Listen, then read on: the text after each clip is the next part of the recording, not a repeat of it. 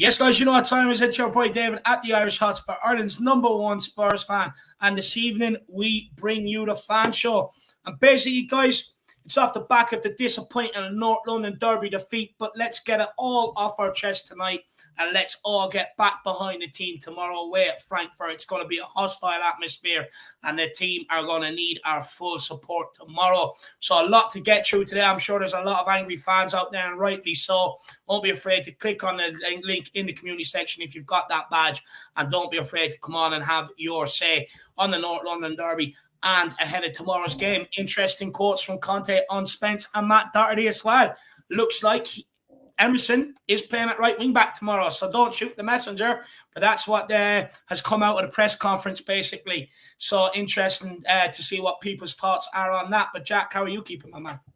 I wish I was doing better, Dave. But what I am kind of sort of looking forward to is actually hearing what other people kind of have to say about this North London derby and what other people kind of have to say about the future of Spurs, and even kind of those recent quotes from Conte. And also, I mean, Conte, no matter what, is going to have to face 3 Premier League games without Emerson. And some people are kind of in celebration about that. So he is going to have to pick whatever player he thinks is best for those certain games. But yeah, we might have to maybe give our last sort of tributes to him actually against Frankfurt, not against the likes of Arsenal. But looking forward to actually what some people have to say. Everybody, the link is in the community section for everybody with that fan show membership. Also, just put the link in the chat there as well, everybody. If you do want to come on and have your say, hit that fan show link if you do want to come on. But yeah, Dave, kind of just looking forward to hearing what other people really have to say. No, same here. There's plenty to talk about. I mean, about the performances, maybe what Conte said about us beating the press and everything. That's just the front three, not killing teams like they did last season.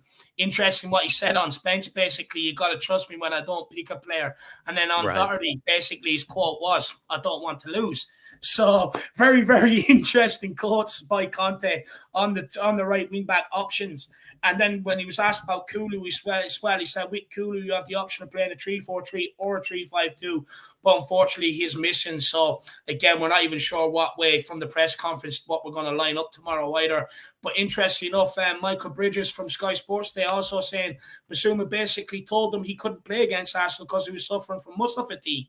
So maybe we were planning on playing a 3-5-2 and had to change the formation because Basuma wasn't available. So there's plenty of things to talk about tonight. We'll welcome some people into the comments and then we'll start cracking on with the guests. Shane O'Neill says, lads, Conte's been Spurs. Look, I will say, I do see a lot of people losing faith in Conte, and I can understand why. There are certain signs there. When you look at what he said on the 2 right wing backs, you know, some of the new signings not really getting a look in. Stubborn as well. There are some sort of concerns there. But what I will also say is, for me, I'm not losing faith. I think I have more faith in this guy. He's a serial winner.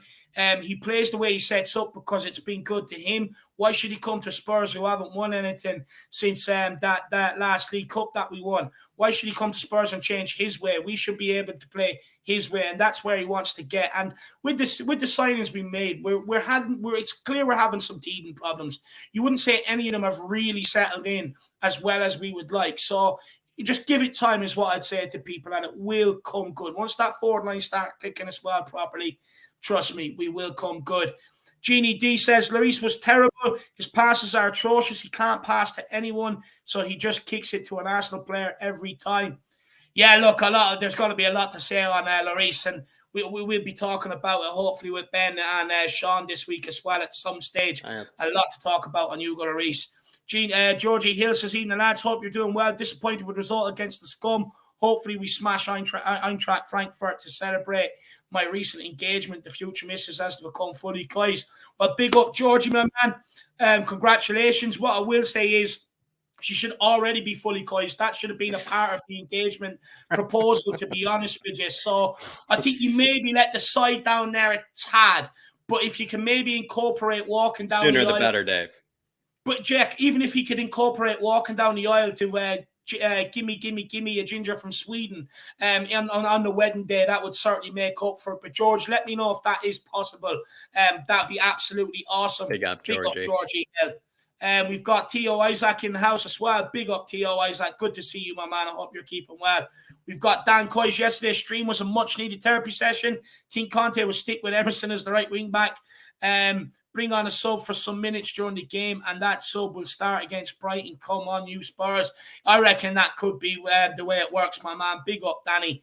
We've got Pierre Oji. Big up, everyone. Big up, Pierre Oji, my man. I hope you're keeping well. I never got an email back off you. I need the code in front of your number to add you into the group chat, buddy. Or did I add you in? To be honest with you, I don't know, but let me know about it, brother. Big yourself up. Ricky Nato says, hi, brothers. Very disappointed with our team. We're starting all our games so slow, sitting back, no passion, no flair, poor performance from everyone. Need more from our team. Still love them. Come on, you Spurs. And this is the team. Look, we get frustrated, we get annoyed, but at the end of the day, we're all going to sit here tomorrow and watch the Frankfurt game. We still all have that love for Spurs. And I get it. Look, we are slow out the traps this season. What I will say is picking up points when necessary, to put us where we are. And we have to remember, we have to take stock where we're still third in the Premier League. We're still in the Champions League group stage. One game it shouldn't completely derail our season. It should not happen. And look, we'll know tomorrow if we see a response and bounce back. But big up, Ricky. Hope you're keeping well. Big up, Ricky. Mick Carmelock says, good evening, Jack and Dave. Big up, Mickey. I hope you're keeping well, my man. Philo123 Koi says, Conte is baffling me how he's not playing Spence instead of Emerson and Doherty. Also, the 3-5-2 is so evident now going forward. Basuma is the new centre between Skip and Bentancur for me. Can't drop Højbjerg, my man. Højbjerg is absolutely undroppable in that midfield. For me, look, and it's proven. He plays every single game. Conte dropped him against Wolves last season, and look what happened. I know Hugo Lloris made mistakes, but we were 2 down. And ever since then, he's played every single game. And it was at a point where everyone was questioning Højbjerg's ability as well. And we kind of got our answers in that game. Højbjerg is crucial to our midfield. Basuma, Højbjerg, and Bentancur for me, and then Skip. He's just got to keep working hard to find his way back into the team, in my opinion. And look, with Spence, it does baffle me. It does baffle me because he was man of the match against Arsenal in the FA Cup last season. He played very well against West Ham last season. There was Leicester as well last season. Played very well against Premier League opposition. It is baffling, but look, Conte says you got to trust him, so you just got to trust him. That's all you got to do. Welsh Gal says, big up, Dave and Jack and all the Fab Harris Army. Big up, Welsh Gal. Good to see you. Neil Shafton says, Saturday is done. Toss that game into the garbage and play like you should play tomorrow, underperforming in all areas, which is making things that much harder than they should be. 100% could not agree more with that, my man. Who else have we got now? Let's make sure I'm not missing anyone. We've got Christian Van Wyk. Big yourself up. Says, big up, lads. We move. Come on, you Spurs. He says, this has got to be one of my favorite channels. Love the content. Keep it up, guys. Come on, you Christian. Really appreciate it, my man. Big yourself up. And look, as you know, over here, we try and get as many fan voices involved as possible with the likes of Twitter Reacts from the Twitter section and the comment section in the channel. The fan shows Monday and Friday and stuff. So everybody, this is what we're here for. So do not be afraid to avail of it and come on and have your say. We've got Wisdom in the house as well. Big yourself up. And also, if you haven't, but you're thinking about it, pull the plug, get that channel membership, explain to the missus she's just going to have one less coffee a week. It's only one less coffee a month. It's $4.99 a month, one less Starbucks a month, and then you can come on and be happy in yourself and come on and have your say about all things Tottenham. So why not grab that channel membership? Usually about 2 fan shows a week as well. So nearly 8 fan shows a month as well, everybody. So, I think you get plenty out of it. Get to have your say. Sometimes, especially Fridays, if, Mondays aren't your thing, Fridays, you really just get to kind of hang out, talk about the news with Dave or I, really just chill out. It's a very different vibe as well. So either or, I think, really work for people. So please, everybody, hit that link.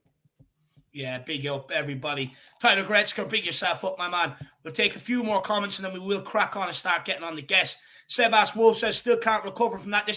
Look, I don't think anyone will recover. Even if we win tomorrow and win convincingly, it's still going to take a little bit of time for me to not be angry with them or not be disappointed with them, That's where I'm at, Sebas. It's going to take more than a win tomorrow. It's going to take a win tomorrow, back it up against Brighton, back it up the following week in the Champions League, and go and turn over Man United. For me, that's what will probably maybe help me get over it, or that's what will make me get over it. But we have to turn it around, my man. Big up, Sebas. Big up, Sebas. Hopefully. Jack McGrath is not a fan of Conte's comments on Doherty. He's our best right wing back. Jack, he's not. He's not, my man. He's nowhere near it. Basically, Conte's comment, he didn't even say this about Spence. What he said about Doherty is, I don't want to lose. Like, what sort of comment is that? But He's not great defensively. That's the problem with Matt Doherty. That is his problem. He is not the best. Spence was maybe a different sort of comment. Where with Doherty's, it was a bit more, maybe a bit more plainly put. You could say, if you were being nice, a bit more plainly put. Could not believe it.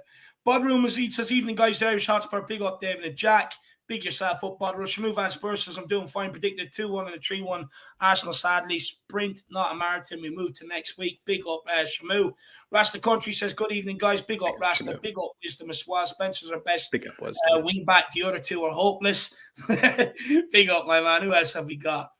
Johnny Stokes says, evening, Dave and Jack. I hope we turn up tomorrow night. I think we all do. I think we've got to as well, otherwise we're going to have one unhappy fan base. And I can see things probably getting worse. So we've got to turn it around tomorrow. Appreciate your tweet as well, though, John Stokes, for the Twitter reaction. Big up, John. Yeah, big up, John. Absolute legend. Jordan Stevens says, tomorrow could be very bad. I hope not. I really do hope not, my man. It's not going to be easy. It's not going to be easy. We're going to be playing similar formations. They score goals, but they also leak goals. Same as us. We score goals, leak goals. Our away form is absolutely terrible, let alone piling into a hostile atmosphere where they're not going to make it easy for us. No. If our players cowered in that, it's not going to be looking very good for us, Jordan. But big yourself up, my man. You've got Scotty Hyman, big up to all. Come on, you Spurs, big up, Scotty. And then Elias Christian, big up, Elias. Good to see you, brother. I hope you're keeping well, my man. Let us know how you're keeping in the chat. And he says, let Don Robbie rejoice over the battle won, but we will win the war once again. Come on, you Spurs. And look, this is the thing. This is the thing, you know. They're all out there crowing now. Even back to when they had Wenger, they used to be at the top of the league by Christmas, and they used to bottle it every single season. They never learn.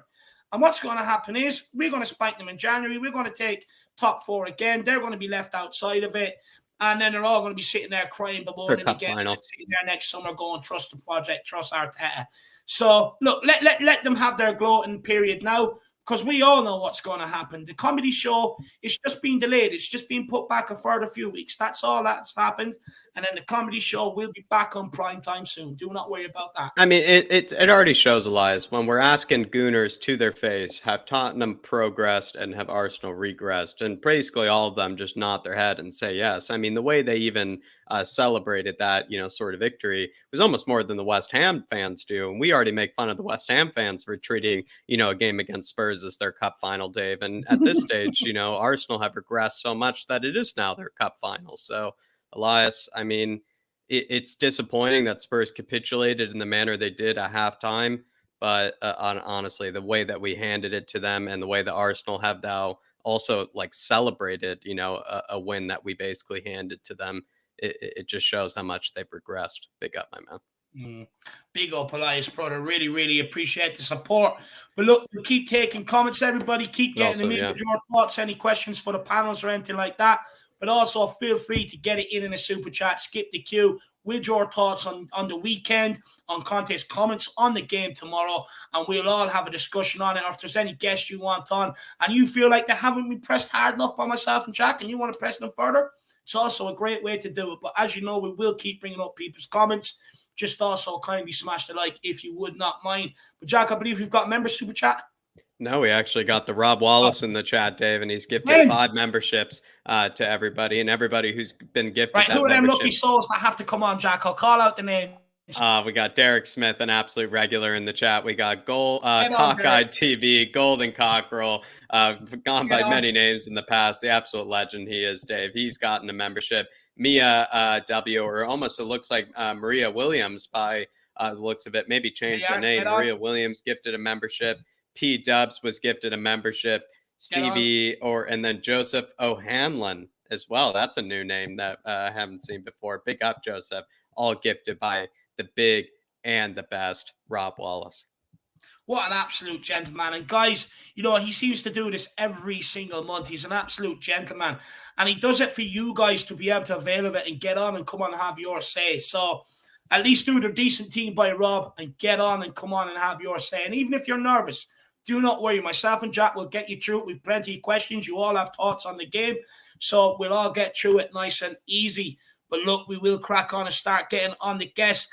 The first guest is a guy by the name of Jerome. You always see him in the chat. You always see him putting in comments and super chats and stuff like that. So let's get him on. Let's listen to him and let's see what the guy has to say. Jerome, how are you keeping, my man? I'm good. How are you? I'm as good as can be, I suppose. You know, I'm still a bit true. reeling after the North London Derby, to be honest. But look, Jerome, I mean, give us your thoughts on the North London Derby, man. What else to say about this, man? I don't know. I'm so deflated right now, to be honest. That performance was just atrocious. It was. I don't understand why were we so deep against Arsenal. Of all teams, we shouldn't be respecting Arsenal. Why were we so deep? Like we deeper than usual. Like that goal from that gave Partey. them encouragement just to keep coming forward. Yeah, I was just inviting them to come forward.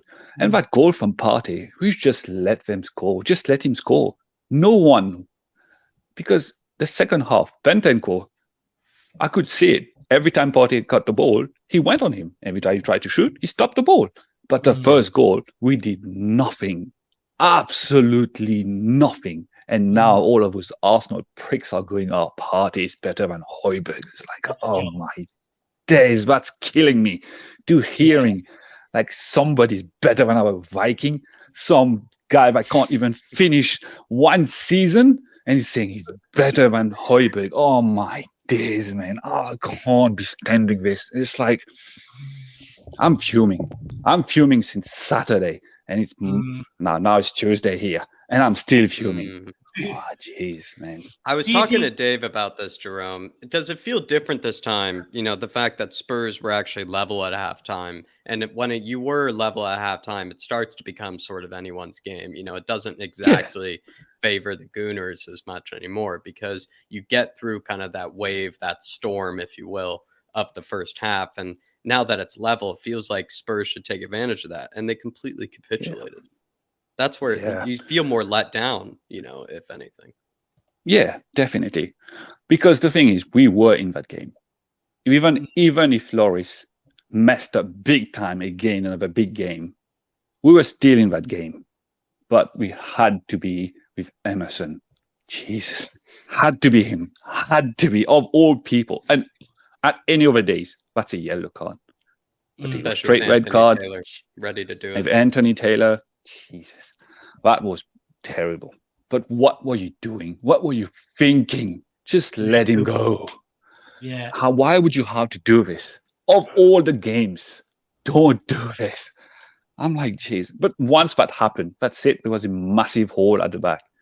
And all the guys that had to go and score, freaking Shaka. Jesus. Of all the guys that should not be scoring against us, had to be him. I mean, like, it went from bad to worse. And Conte, at the end of, I think he doesn't trust us to be able to do anything else. He just went, okay, that's it. Game over. 3-1, game over. Close game. 30 minutes to go. Damage control. Do you think it was more so taking the boys off and not chasing the lost cause and actually making sure they're sort of fresh for tomorrow's game? I don't agree with it. I don't think you should ever throw the towel in a North London Derby. No, not in North London Derby. I think for all those managers, the North London Derby means nothing to them. I think it's something that only us fans are making like this big hype. Because if it's another manager, like I'm pretty sure an English manager, if he understands what the North London Derby means, red card or not, he will still try to get back in the game. Do not take out your full attack. Like take out Son, take out Richarlison, take out everybody, and you put your full defense. We just say, okay, white flag. Come on, boys, just keep it to 3-1 and let's go home. That's it. Yeah. I'm so annoyed with this. It's like of all the things, and every time like the player was coming out and I could hearing those pricks going, oh, hey, goodbye. I was like, man, that really did annoy me even more. Yeah. I'm like, come on, man. Did it feel like with the 3-4-3, Jerome, that I know I agree that like he threw the white flag quite early and it was quite obvious he did. But it's almost the fact that he started with the 3-4-3 with the subs that he had available, then made it look like he inevitably was going to throw the white flag, because if you start with all the attackers that you have available, because we had 2 attackers hurt, we had 2 strikers hurt that game. If you're going to start with all of your available strikers, I mean, and you're in that position with the red card, I mean, you're only going to be able to make defensive substitutions. Yeah, but the funny thing is, he said we were too offensive. At the interview, he said we were a too offensive team. He had to change it. But how are we offensive? We were so deep in our own half. Yeah, I could not understand how you say we were offensive. So we had 3 strikers at the front. Yeah, but what did they do? Like at the first start of the game, the first half, they were okay. But the second half, what did they do? They didn't do anything at all. Yeah. We just went deeper and deeper and just let them play their game. I mean, like, why are we respecting Arsenal? Why are we? I know we're playing good football right now, but again, Manchester United proved we can get at them. They're not that great. We think we are this great team, but we are not. Yeah. Like football, a player to player, we are as good as them. It's just our football is not that great for the moment. At the start of the season, when we played Southampton, with the press we did, I thought, okay, that's it. That's what's going to be the whole time. Yeah. But no, it suddenly just died down. It just went from bad to worse. And it's why do you think we're so far off? What, Jerome, why do you think we're so far off the pace where we were last year? Look, defensively, I think we're worse this year than what we were last year. I think Hugo is worse this year than what he was last year. Emerson is probably worse this year than what he was last year. And especially going forward, we have not clicked. We are slow at the trips and we're worse traps and worse this year than what we were last year. What is going on, Jerome? What do you think the problem is? Same thing. It's the same thing as every single season. It is the same thing. We have the same defensive problem. We haven't invested in a proper defender. No offense to Dyer. I mean, like Dyer, he's a good defender. I would say he's a good defender, but he's not up there. I mean, like, as much as everybody is going to tell me no, I'm sorry, Eric Dyer is not up there. I know this is where you and Dave are almost like born from, the same, the same idea. I mean, you and Dave have bonded over this. Look, the thing is, we all know what Eric Dyer can offer. This is as good as he can offer us. We need another big defender to complement Romero. Because the thing is, as much as I love Dyer as well, he's not going to be that defender that's going to be saying, this is the one that's going to stop goals. Like, this is not going to be another partnership like Jan Vertonghen and Alderweireld. He's not that. He's not that yet. That's the issue I have. And then to be thinking we don't have a creative midfielder. I think that's our issue. There's no creativity in our game. To be looking at this properly, like against Arsenal, even against Arsenal, there was nothing. No one could create something against them. For some reason, we could not. Would the line have been higher with an extra midfielder? If we had a Basuma in there, would the defensive line maybe had been a bit higher? I think so. Yeah, I think we would have been higher. I think we would not be so deep and showing them so much respect. We would have go for it. But I think, like, I don't know, because Basuma probably had a muscle injury or something. That would have meant some problems. See, Partey's goal wouldn't have happened because they wouldn't have had players on our area like that. And again, we wouldn't have sat so deep. So that goal wouldn't have happened. And plus, you can engage them higher up the pitch. So that's why you don't need to sit so deep. But look, that brings me on to the next question, Jerome, is Conte's tactics. A lot of people have been questioning it now this season. A lot of people are saying we need to switch from the 3-4-3 to the 3-5-2. And just look, Conte's took a lot of criticism so far this season. Where do you stand on it at the minute with Antonio Conte? He's stubborn on his tactics. That I will say. But the thing is he right, though, considering it's brought him success and he's coming to Tottenham to bring us success? It's not like we were successful before he came here. Look, I'm not questioning his tactics. I'm just questioning the players that he puts on the field. The one he trusts. I think he doesn't trust most of our players. He trusts Sonny, he trusts Kane. I don't know how he trusts Emerson. I have no idea how he has trust in this guy. Absolutely loves him. Yeah, I have no idea why. Doherty, I would understand why. He doesn't want to trust him. That I would get. by. But give Jet Spence a chance. Give him a chance. I know he's young. Yeah, I know he's not his absolutely. player, but give him a chance. Let him show him what he can do. But I think it's just a matter of trusting his players, that his players can do something for him. But I'm not questioning his tactics. He's been successful everywhere he went. And I think he can be successful with us if we give him players he can trust in. That's the thing. Because if he doesn't, even at the last interview, he showed it. There's most of the players he doesn't trust. Even he said about Doherty, if he wants to win, it's not going to be him. So it feels like, What do you think of Martin Richards' comments here then? He says, we haven't properly invested in the summer transfer window. We need the creativity to a midfield, and it hasn't been done. Yeah. Is what's going on now a representation of the transfer window, or do you think we've done enough and it's just teething problems? No, we haven't done enough. We haven't done enough. To me, we needed that creative midfielder. And if you're watching the Leicester game, just look at what Maddison is doing there. He's having a blinder there. We should have signed him. We should have. He is someone that would have done things for us. Because right now, it's not enough. We needed another centre-back. We needed a creative midfielder. The right wing-back situation, well, we signed Jet Spence, but looks like Conte doesn't want to play him. So we should have brought another one. Because there's still holes in this team. There's still holes in it. Yeah. And the defense have holes. The attack is like, we've got a great attack. We've got a great front three. Kulusevski, Kane and so on, great front three. But if you're not getting the ball to them, what's the point? And Sonny, I don't know what's wrong with him. It's because something is not right with him at the moment. Maybe last question then, Jerome, because Conte seems to think differently. Conte says we are beating the press, we are getting the ball into the forward areas, but we're not killing teams like we did last season. It's just not happening this season. So, I mean, what do you make of Conte's quote there? Do you disagree? Look, the thing is, to me, is like, no, I agree with him, but we're not killing teams. But even if we're winning by heavy scores, we're not doing it properly enough. It's like there was 1 point against Arsenal. Yeah, we had all of us great one-touch football. When it came to Sonny, he just missed Kane completely.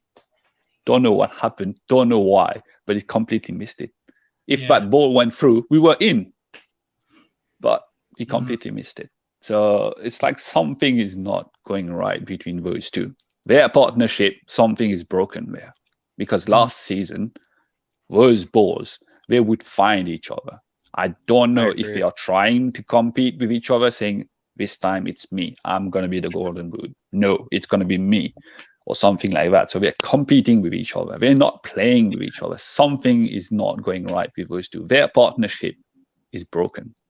Something is not right with them. I don't know what's happening, but their partnership is not clicking at the moment. Not clicking at all. And Sonny is not finding Kane, and Kane can't find... Well, Kane still tries to, but Sonny, for some reason, he cannot find Kane at all. So I don't know what's going on. Yeah. So... Yeah. And also what's tough, Jerome, here, maybe last question for you, my man. And honestly, you started us off so well. There's kind of two ways to look at this. We got some big away games coming up here, and the majority of the games that we kind of will be playing still will be away games. That North London derby was an away game. This Frankfurt game will be an away game. Brighton after is away. Yeah. And then the next big away game is Man United, if I'm not mistaken. Yeah. So is this not maybe a period for Spurs, despite it not being easy games? Maybe when you can look at it, these are tough games for Spurs to try to pick themselves up in. I guess it's kind of a learning period where they kind of all just look at each other and they have to, figure themselves out, right away. It could be 3 games that we suddenly just turn up, but it could be also 3 games where we crash and burn with these games. Yeah. Well, it could be 3 games we crash and burn completely. That's the thing I'm seeing in 2 ways right now. Because if we keep playing this way, I don't see us going anywhere. But if we suddenly just turn up and start playing a football where we should be, how we should be playing it, I think we got those games. We should be able to beat those teams. Brighton away. Look, Frankfurt, It's going to be a very difficult game. It's going to be a hostile place to go. Definitely going to be a hostile place to go. But if we whimper like we did against Arsenal, we're in trouble. Yeah. Because the thing is, we have to get at them. We have to go there and go at them no matter what and score goals. Because we need a win there. We need a win in the Champions League as well. Yeah. But Brighton, my concern is more with Brighton. Brighton's going to be a very, very difficult game. And the way they played against Liverpool, that's going to be tough. Yeah, and they're very attacking heavy. That side, so we'll test that back line like you're already worried about. So we'll find out, my man. We'll find out. We'll but look, if Brighton can get a Liverpool, there's no reason why we can't with some of the players we have, my man. But Jerome, big yourself up, brother. It's been an absolute pleasure to speak to you. And look, hopefully we see you again on more of these fan shows, my man. You definitely will. Big up, Jerome. Come on, you Spurs, before you go. Start your day off. Come on, you Spurs. Come on. We've got it tomorrow. Yes, got to bounce back. Big up, Jerome. Absolute legend. We'll see you again soon, my man. See you. See you, Jerome. Absolute legend. Everybody give Jerome a big up in the comments. First time on. Not an easy thing to do, and he absolutely smashed it. So big up, Jerome. Absolute legend. And Philo123 Kais has become grab the fan show membership as well. So he's coming on. I know he is. Get on here, my man. Get on, Philo. Actually, Philo, whatever. You can sort the debate. What is the name? But get on here. That's why he's upgraded. Big yourself up, my man. Absolute legend. But look, we'll keep this show on the road. The next guest we've got on is the one and only Chris. Let's get him on. Chris, how are you keeping, man? Not bad, not bad. How you lot doing? Yeah, as good as can be. Ask me that tomorrow after about 12 midnight, Chris. Yeah, hopefully Dave is celebrating with some Frankfurts. We'll see. We'll see. Look, Chris, where do you want to start with this? I know you're very angry after the North London Derby defeat. So, I mean, we'll just let you take it away. Where do you want to go with this? Where do we start? I'm not going to go do what we did last season and go on a whole full-blown attack on them. No point, because it makes no difference what we do. But I'll tell you what, yeah, I just want to make it clear, yeah, I don't care what any Tottenham supporter says in this chat, right? Lloris was to blame for that result. Ultimately, it's on his shoulders. He caused it. He caused the downfall. No one else. He started the ball rolling. It's simple as that. I don't want to hear, but in 2016 he saved us. In 2017 he saved us. I don't care about that. I cared about the North London Derby, and look what they've done. Yeah. Especially after halftime, Chris, right? As we're just trying to, we got out of halftime level. Conte probably gave them the whole plan. He gave them the whole game plan about how to be killers. Like Dave was just saying to Jerome, he gave them the whole game plan about how to be killers. What is it? 2.5 minutes in, Jerome or Lloris just spills it like that. Yeah, Lloris goes and kills it within 2.5 minutes of the second half restarting. And the knock-on effect for that, the defense panics, then we go 3-1 down. Yeah. And it was a knock-on effect. Yeah. But let me in hindsight, David, maybe Emerson wouldn't have been as rash had Lloris not made that mistake. I don't know if you can blame. No, I agree with you what you're saying on Hugo Lloris. I don't know if you can blame Emerson though for or Hugo Lloris for David, it looked to me like the defense started to panic. As soon as Lloris made that mistake, the defense went into panic mode. Let me ask you this, Chris. Are you fed up with players like Hugo coming out after these big defeats saying we need to use that as fuel to get over the line in the next game? Because if you think back to Jose Mourinho, that North London Derby defeat, similar thing happened. We went out and got bet by Zagreb in Europe during the week then and knocked out the Europa League. It was the same under Nuno. Do you get fed up with these players coming out with this after North London Derby defeat? Like, why don't they do it in the actual game? Why don't they do the business in the game instead of doing the talking in the papers? David, he done exactly the same thing last season after that shocker they put in the Emirates last season. He done exactly the same thing. Oh, we're sorry. We were going to try harder. Oh, we're sorry. No, you're not. You don't care. You've just embarrassed us yet again. Yeah. So Do you know what, David? I'll tell you one thing. For me, if Lloris is not fit like people are saying he is, drop him against Brighton. Mm-hmm. Drop him against Brighton. Why not? And David, Yeah. I have to say, I was listening to what you said yesterday. I would actually do exactly what you said and strip him of the captaincy. I would do it. I would. Look, do you know what it is, Chris? West Ham, well, we're winning the game 1-0. Just kicks the ball out over the byline because he's so lackadaisical. He switched off, right? And I know people are going to blame Højbjerg, blame Dyer, etc., but it all stemmed from Hugo Lloris. Against Sporting, a player dances through 3 or 4 of them. Hugo Lloris makes an absolute worldly save, and there he is high-fiving everyone, bollocking them. Then you look at the North London derby, game in the balance where you're relying and you're supposed to look at your captain in these big moments. He doesn't have one bite of the cherry, but 2. He fails to push away the shot clearer than what he should, and then also dives over the football. I mean, Chris, you can't have that many mistakes in big games as a captain because he saves his error for the big games. David, you can't have it. David, he done exactly the same thing against Man City last season at the Etihad. Pushed the ball out to Gundogan and done exactly the same thing. Yep. And I remember, Chris, wasn't it as well? Didn't we have the momentum or something? I remember being also really like let down at that moment. I remember we had all the momentum at that stage and we let them right back into it. Yeah. This is what he does. He makes one of his stupid errors and then all the momentum goes to the opposition. He did it against Man City. He done it against Man City and they came back at us. He done it against the scum on Saturday and they came straight back at us. And it was his fault. It's his responsibility. It's his mistakes that are changing the complexion in these sort of games. Like we've highlighted, West Ham, Arsenal, Man City. It's changing the way these games are played. Like, it's changing the momentum in them games. Your captain cannot do that. Your captain is a guy that you're supposed to look to, who picks up their extra slack, who leads on the football pitch, who drags you through them harsh moments, who gets you through. Someone you look to stand up for you. And this guy just is not doing it. When the games are in the melting pot and the pressure's on, he makes his mistakes, and it can't continue to keep happening. And look, it's getting to the point. We're going to get suggestions when we have the debate show this week, but it's getting to the point where you have to talk about who should be captain. Yeah, exactly. It has to come to that point. But look, it does. I agree. Chris, Rob Wallace says, Chris, who do we get in to replace Lloris for next season? Which is a fair question. A proper keeper, 40 million, not a bargain basement, 15 million. And they are out there.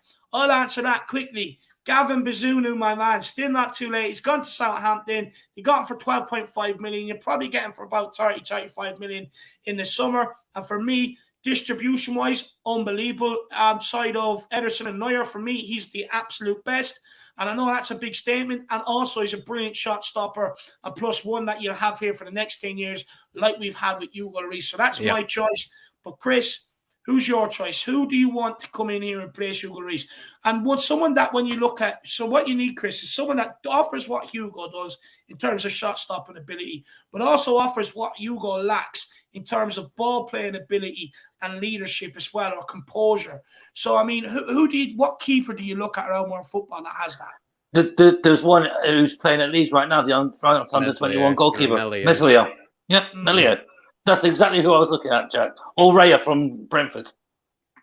David Raya. Another one. There's goalkeepers out there, David, who are actually becoming available. Their contracts are coming out. Are they better than Lloris, though? Because they have to be better than Lloris. Yeah, yes, they are. I think Meslier is starting to be. Yeah. Meslier definitely is. Why doesn't he start ahead of Lloris at France then? Well, that guy's a delusional. I mean, Deschamps, Dave. I mean, that's just unfair. That guy, honestly, David, it's only a matter of time. David, it's a matter of time. Yeah. This is Lloris's last chance at the World Cup. That'll be it, and I guarantee after this World Cup, he'll probably be replaced. Yeah. Last chance saloon. And let's get it off Jacko as well. Jacko, have you any other choices apart from Meslier or Bazunu? To be fair, I mean, if you're looking for long-term replacements that can be able to play 10 years, like you just mentioned with the likes of Lloris, Dave, I mean, Meslier and Bazunu are kind of the two choices that come to mind when I think about it, because they're both exceptionally young, and they're both really good with their feet. They're more that modern goalkeeper type, and I feel like they would solve that problem. As much as I do like Oblak Oblak would be somewhat similar to Lloris as well. Not exactly the greatest with his feet either. Can be, a bit more just reliable on his shot stopping ability, but could maybe lead to some similar problems to Lloris has had. So I would actually really prefer that Spurs do look towards the way of Bazunu or Meslier. And I can't really name any other two apart from that, Dave, that are really that young, just like them, because I believe those two guys are younger than 24, both of them at least. And I mean, that's at least then 10 years you can get out of them. Well, let's ask Jerome. Let's ask Jerome just quickly. Do you think our answers are acceptable, or are they the bargain basement that you're talking about, Jerome? Who would you get? Or Rob Wallace, yeah. Sorry, Rob. Let us know in the comments, my man. Who would you get in? Who's your choice? And do you think our choices are the bargain basements that you're talking about, my man? But big yourself up, Robbie boy. But sorry, Chris, go on. See, people seem to think I wanted Pickford. I do not want Pickford. That is the one goalkeeper I do not want. He's a catastrophe waiting to happen. But he does scream at his defence. To be fair, he does keep them. He does. Hugo doesn't. He does. Do that. Hugo, I don't know what. Ever since since his injury against Brighton a few years ago, he's not been the same. He hasn't. Fair. He'll go through stages where he'll be absolutely fantastic. Then there's the stages where he's absolutely appalling. His distribution this season has been woeful. Absolute woeful. And Chris, people have been saying to you, right? You can't be that hard on Lloris because he's pulled us out of games and he's saved us in games. So? And then I feel like at this stage, it's so that's his job. Well, so at the same breath, you can say he's dropped points for us. At the same time, he's dropped points for us. Yeah, but Jack, so what? That's his job. He's a goalkeeper. He's supposed to be making those saves. That's his job, right? Yeah, and he's playing for a club like Spurs, where that is absolutely his job. He's supposed to be. He's supposed to be a world-class keeper if he plays for Spurs. To be honest with you, so what if he's made these fantastic saves against Nottingham Forest and Fulham? So what? That's his job. That's what he's paid to do. So what? At the end of the day, I'm calling him out for the mistakes he's made. They're the ones that have caused us big time. He's cost us horrendously. What is it about Hugo Lloris that he does seem to save his mistakes for the big games? What do you think that comes down to? Does it come down to pressure, mentality? Is he past it? I mean, David, I just don't know what's up with him. In the little games, I always made a fantastic save against Fulham. Oh, well done. But then you go somebody Man City or Arsenal, and you'll absolutely throw an absolute clanger out, and you're like, "What the fuck? So true. What have you done?" Do you know what I mean? It's like, it doesn't make no sense. I wouldn't care if he made a clanger against somebody like Leicester or Fulham or someone like that, because I know we can get back into the game. But in a big game against somebody in the top six, are you crazy? Fair. Well, Chris, No, I'm sorry, but nah. So all those people from 2016 get back to 2022 because his golden days are done. No, look, that's fair. And I think, look, I know people don't want to talk about Hugo because he's been a loyal servant, but when the mistakes are there, you've got to talk about it. You have to talk about it, So I agree with you, Chris. But look, what I'm doing is I'm going through the comments as they come in, and I'm starting a couple of comments, and we can put them to you, Chris, and maybe see what your thoughts are. Now, this is an interesting one here from Jeannie D a bit earlier on. And this is what me and Jack have been talking about a lot this season. And the front three haven't actually clicked. Despite being some of the highest scorers in the Premier League, we haven't actually clicked the way we have last year. We're way off it. And Jeannie D and Jack actually we were on the phone earlier, and Jack sort of alluded to it. Kane looks uninterested on the pitch unless he's getting service. So, I mean, what say on that, Chris? I agree. Son looks way off the pace still. And it seems, I'm actually starting to see comments that it's the Richarlison influence, where I don't think them three are used to playing together. Whereas you've got Kane, Kulu, and Son, who've played more or less since January together. So all three know each other's style. And it seems like you pull Perisic in, who's not really connecting with Son at the front. You've got Richarlison, who's just not connecting with either any of the front three either. So it's difficult. It's like the team's not gelled yet. And it's looking like it's taking time to mould. But I think once the front three do mould together, with whether it is Richarlison, Son and Kane, or or Kulu, Son, Richarlison, or whoever. I think it would be all right. But at this precise time, I don't understand what is happening with Kane. He just doesn't. It doesn't look interested at the moment. Do you know what it He's is, like Chris? he's like he's fed up with having to track back. It looks like he's fed up with having to track back into midfield to get the ball, where he's waiting up front saying, "I want the ball here." I disagree. Hear me out. I think it's very harsh saying Kane looks uninterested on the pitch unless he's getting. He looks frustrated, David. He's not uninterested. He looks frustrated. The tactics have changed going forward. Last season, everyone knew get the ball into Kane, and they all had a plan for Kane by the end of the season, stop us from playing. So Conte has counteracted that by now getting Son, instead of running in behind, get him to do some of the creative work. Same as Richarlison and Kulu the other side. And it's purposely keeping Kane up there. So I don't think it's that Kane is uninterested. I think it's a tactic to be, if I'm being quite honest, because last year you could have said the same about Son. He looks uninterested until he's getting service, but it's not. It's the tactics. Kane is probably being told, in my opinion, stay away from that ball and be our outlet, because teams know how to play against you when you're being our creative outlet. The way we play and the way we're going forward is different. I think we're just adjusting or trying to work out the mechanisms of how to work that going forward still. And it could end up being where we have to switch it back to where Kane is the outlet and just get Son and Kulu running behind. Because if you look at Leicester, Kulu, Son, running in behind, Kane was picking up the ball. They're running in behind. Last season it's where we look good, where our front three was most potent, and I just got to be patient. We call for Conte. Look, we call for Conte to try, come up with a different plan instead of going through Harry Kane all the time because it was readable. And now that he's doing it and he's trying to work out the mechanisms of it, we're not giving him time. We're not happy. Do you not think that's unfair? It is unfair, but David, at the same time, right now for me, I don't think Kane's disinterested. I think he's more frustrated than anything else because he's not getting the service that he wants. But it's the reason that is the formation that we're playing now, the 3-4-3, is not working how it should be.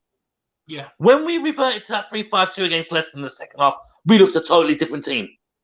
We had the ball to Kane's feet, and he was able to go to Son, to Kulu. He was able to make these adjustments. But it's when the midfield's exposed, Kane's having to track back to get the ball.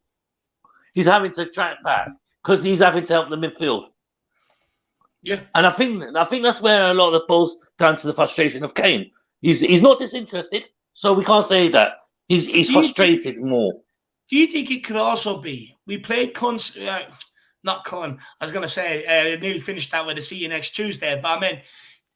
Last season, we played Son and Kulu. They played every single game. Kulu only came out for the Leicester game, but came back and played absolutely phenomenal. Do you think it could be down to that we keep swapping it too much, in fact, actually, in that forward areas? Because people have been calling for rotation, and yes, now we've got injuries, it's happening. But could it be that we're not actually playing a consistent front three like we did last season? And this is what I've been saying about these top teams. People say to me, oh, they get rested, they get dropped. No, they don't. They do it for League Cup and FA Cup games because they're so insignificant to the Premier League and the Champions League towards these teams. But when they play in these competitions, they put out the same front three all the time and maybe take them off early. That's where them players actually get the rest. So could it be that we're actually just chopping and changing it too much and trying to force it rather than actually get some proper consistency? Jack's not we'll get what Jack thinks after, but Chris, gone. I agree. I agree totally. I don't think the front three keep should be getting changed. I think they should stay as Kulu, Son, and Kane. Richarlison as an impact sub. Yeah. Not 1 week Richarlison, Kane, Kulu, or Son, Richarlison, Kane. It should be Kane, Son, Kulu. That's our best front three. That is our best front three, and we know it is. So the chopping and changing is changing the style of play that we're using, and we can't keep doing it. Yeah. Fair. That's fair. Jack, anything you want to say on it before we maybe you have a last question before we let Chris go as well? Yeah, maybe might just give him one last question just to sort of kind of change things up. Chris Emerson is likely to start tomorrow against the likes of Frankfurt. No, he is going to start. Conte confirmed. Yeah, I can tell by your face. Maybe just give your final thoughts on that. I mean, after a red card as much as maybe he has faith in him, it doesn't feel like he's really even teaching him a lesson by playing him against Frankfurt. Excuse my language, but oh fuck. That's my reaction to Emerson starting. Do you know what? I gave Emerson so many chances. I was like, just give him a chance. Yeah, no, He's in there one season. But I remember. Fuck this guy. He can't defend. He spent £1 million on trying to improve his game, but he's not improved nothing. He's just as shit as he always was. On that, let me ask you a question. I was actually only saying this to Jacko the other day, Chris. We forget, we slated Kyle Walker when he was here for his end product. He couldn't cross a ball. But yet we go on like he was this all-coming right wing back. Trippier, we slated him when he was here because he couldn't defend, but go on like he was all this all-in becoming greatest right, fullback, wing back. They weren't as bad as Emerson. Are we actually being harsh on Emerson though? Because, no, no, we're not. He's shit. I'm sorry, but point blank, he's shit. Guy runs 100 yards to go towards the goal, then turns back and passes backwards. And you're like, the fuck are you doing? You've run at 100 yards, he's already run past the goal as well. You've run to the byline just to pass back. At least use your brain and put a crossing. And he's not even capable of doing that. And he spent £1 million on improving his game. What's he improved? Nothing. Well, Chris, hopefully he'll find a way to improve out in Germany, but I sincerely doubt it. But Chris, just leave him there. Just leave him there. Thank you for getting us started. Just leave him in Frankfurt. Just say we forgot him on the plane Chris, or we something. struggled to leave them in Slovenia. I doubt we'll find a way to leave them in Frankfurt because Slovenia was an easier place to leave them behind. But somehow, most of the players just tell him he's not allowed back on the plane or something. Yeah. Well, I'll try my best. We can't keep having his message. All jokes aside, he's just getting worse. He hasn't improved. He's actually getting worse. Fair.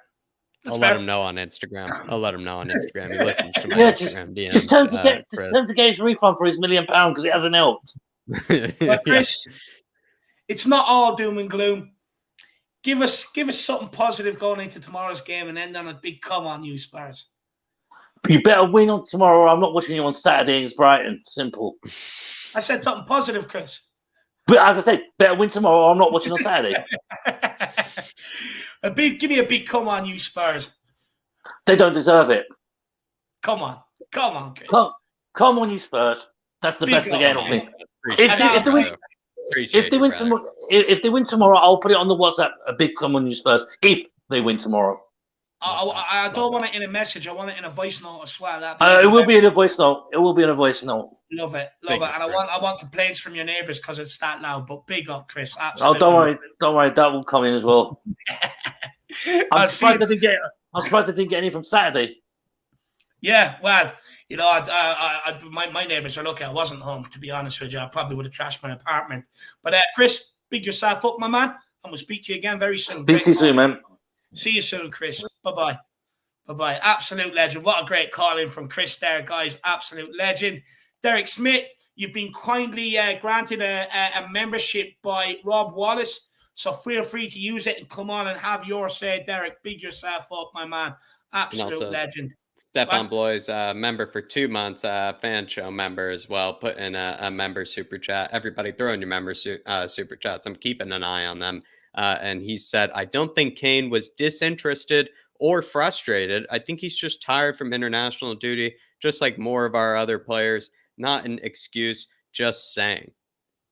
Kind of just sort of coming at it from more of a kind of a neutral kind of sort of standpoint, maybe on that sort of kind of disinterested maybe comment made around Kane. And I think Stefan Blois sort of maybe pointing out that a lot of people gave that excuse to Lloris. Some people gave that excuse to other players after international break, Romero and whatnot. So I guess the same thing could be the case for Kane. But I don't think exactly he looks disinterested. I just feel like what's funny is that about this season is that I think he's just being asked to be a lot higher up the pitch than what we're used to. He is actually not really being asked to drop as deep as normal. And perhaps it's just because Conte knows that most teams are expecting Kane to drop deep. And it's more of a surprise to see the likes of a Richarlison or a Sonny drop deep instead. And it's just maybe not clicking at the moment. But one thing step on. One thing that's annoying me about Richarlison, the fucker needs to learn what offside is. I mean, he's constantly being caught off, and it's really starting to wind me up. But yeah, I think it's harsh. How do I say this in the nicest way possible? We better not start going down the route where we're pulling our best players apart again, players that perform year in, year out for this football club. I just hope we don't start going down that route again. Philo, my man, if you go into the community section on the page, so where you see home videos and stuff like that, there's a community section, and the link is up in the chat, my man. Just click on that. But also, if you can't find it, just send the Irish Hotspur email a link or an email, and I'll send you the link, my man. Big yourself up, Philo. It'll be great to get you on, buddy. Go on again, Jack. What you got now? Then also Dermot, big up Philo. Really appreciate it, my man. Then also Dermot, elite member, saying, big up, guys. Thank you all for thank you for all that you do for the Harris Army and Flat Cap Army, for your service to us fans. We all appreciate you both so much for the great content and shows you put up. Thank you so much to us all. Big up, Dermot. Really appreciate you. And we'll be hearing from Dermot and plenty from the THFC Till I Die Army on this North London Derby defeat. But appreciate you, Dermot. And also, I mean, you've been fit and firing with the content as well, Dermot. So pat yourself on the back, brother. Big up, Dermot. Really appreciate the kind words, my man. I'll be honest. I mean, I hate doing it after losses. I absolutely hate making content after losses, or even just talking about it, digressing it, exposing us, what have you. I absolutely despise it. But at the same time, I'm well aware it's therapy for me, therapy for Jack, and therapy for everybody else out there that tunes in. So we've got to do it, but it hurts. It fucking hurts, Dermatron. Big yourself up, my man. And then right after Dermatron was Mark Miller, fan show for 3 months. Lots of work to do, but the sky isn't falling. Bad decisions have cost us, but honestly, that feels like most simple thing to fix. Up the table we go. Big up, Mark Miller. Love the positivity, brother. No, big up, Mark Miller. I've got a good question in the pump up tour in the build up tomorrow. Basically, are we overreacting as a fan base? And look, I can see you're almost supposed to at the North London Derby. It feels like yeah, you are. Look, everyone does. Do you know what it is, Jack? It's because it's your rivals. It's like that kid on the street that you grew up with, and you just hate him. You just hate him, and every day you just want to punch him for being a dick. You know what I mean? And it's just like, it hurts. It hurts when they get one up on you, and then they rub it in. It almost makes you want to kill them even more. And don't worry, Arsenal's time is coming. When we catch them at home, we'll do a good demolition job on them. I'm absolutely convinced of it. But yeah, look, Mark Miller. I do think we're overreacting. I think you've got to take stock. We're 18. We're sitting third in the league, 17, 18 points on the board. It's not as bad as we're making it out to be honest with you. But look, we'll see what the others think tomorrow. When as much as Sky Sports want to tell you, the sky is not falling when it comes to Tottenham Hotspur. Big up, Mark Miller. Appreciate you, big up, Mark. Hope you're keeping well, Mark, boy. Jerome, big up, Jerome. Really appreciate the support, my man. Saying they are tired because of international break is not a good excuse, though. They did not play for 2 weeks, but still look lethargic against Lisbon. I agree. Look, tiredness, fatigue, and for me, it's just all excuses, to be honest with you. Just look in the mirror and just say, look, I wasn't good enough.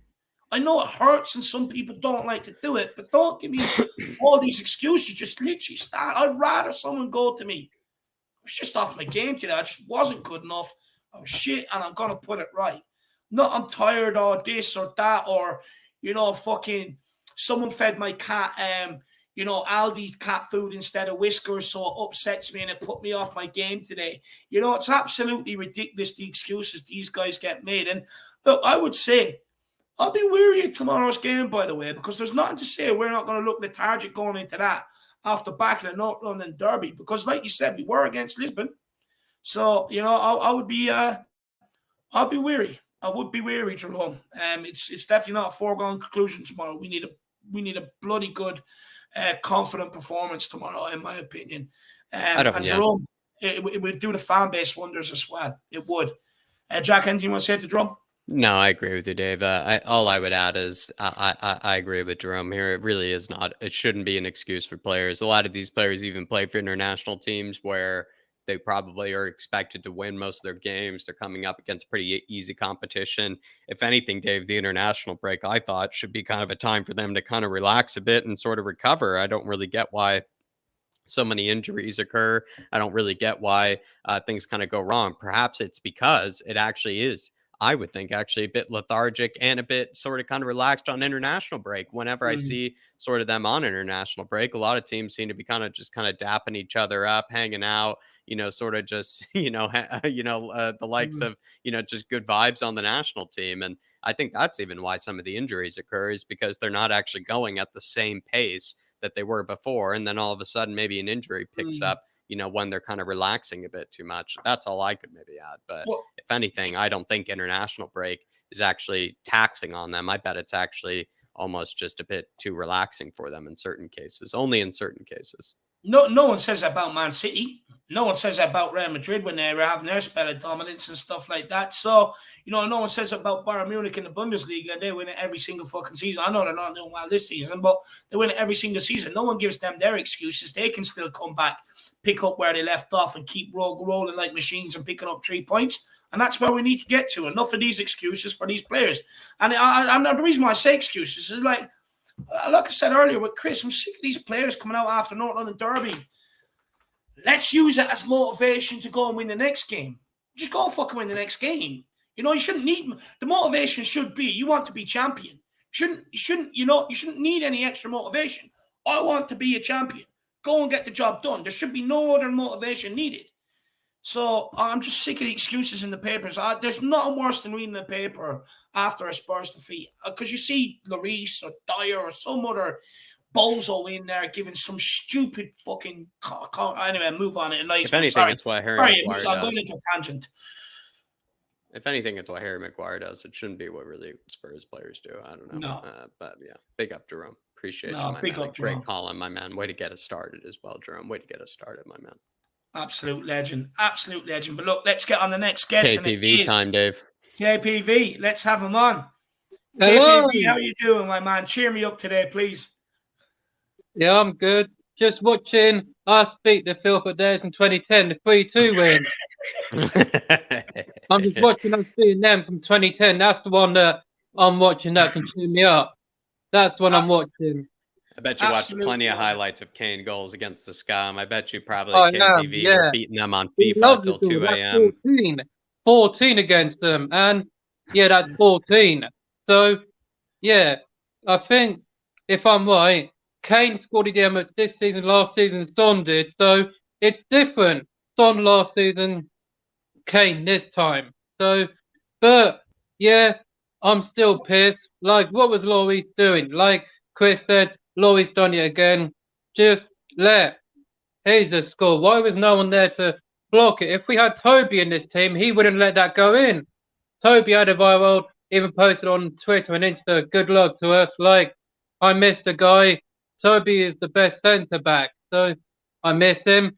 But I just want to say rest in peace to Jules Tottenham Beeves. Everyone probably saw it on Facebook and Twitter. He's gone. Tottenham fan. Rest easy, my friend. And yeah, like, I'm sick and tired of losing to these lot. Every time we go there, they always beat us. But we have taken points off them. That was 2019 under Poch. 2-2, 2 in a row. Then they equalised. I'm sick of losing to them lot. Like, January, we're going to give them a big beat. We're going to give them a big ass whooping. Austin 316 said, I just whooped your ass. Kyle, let me ask you this. There's been a lot of talk about Conte, is he the right man? Even Gary Neville came out and said the football he's playing is becoming outdated, etc., etc. Fan base is, starting to question him an awful lot and this, that, and the other. Where do you stand with Antonio Conte at the minute? I know you love saying who let the dogs out. Do you still stand by Conte? Do you still trust him?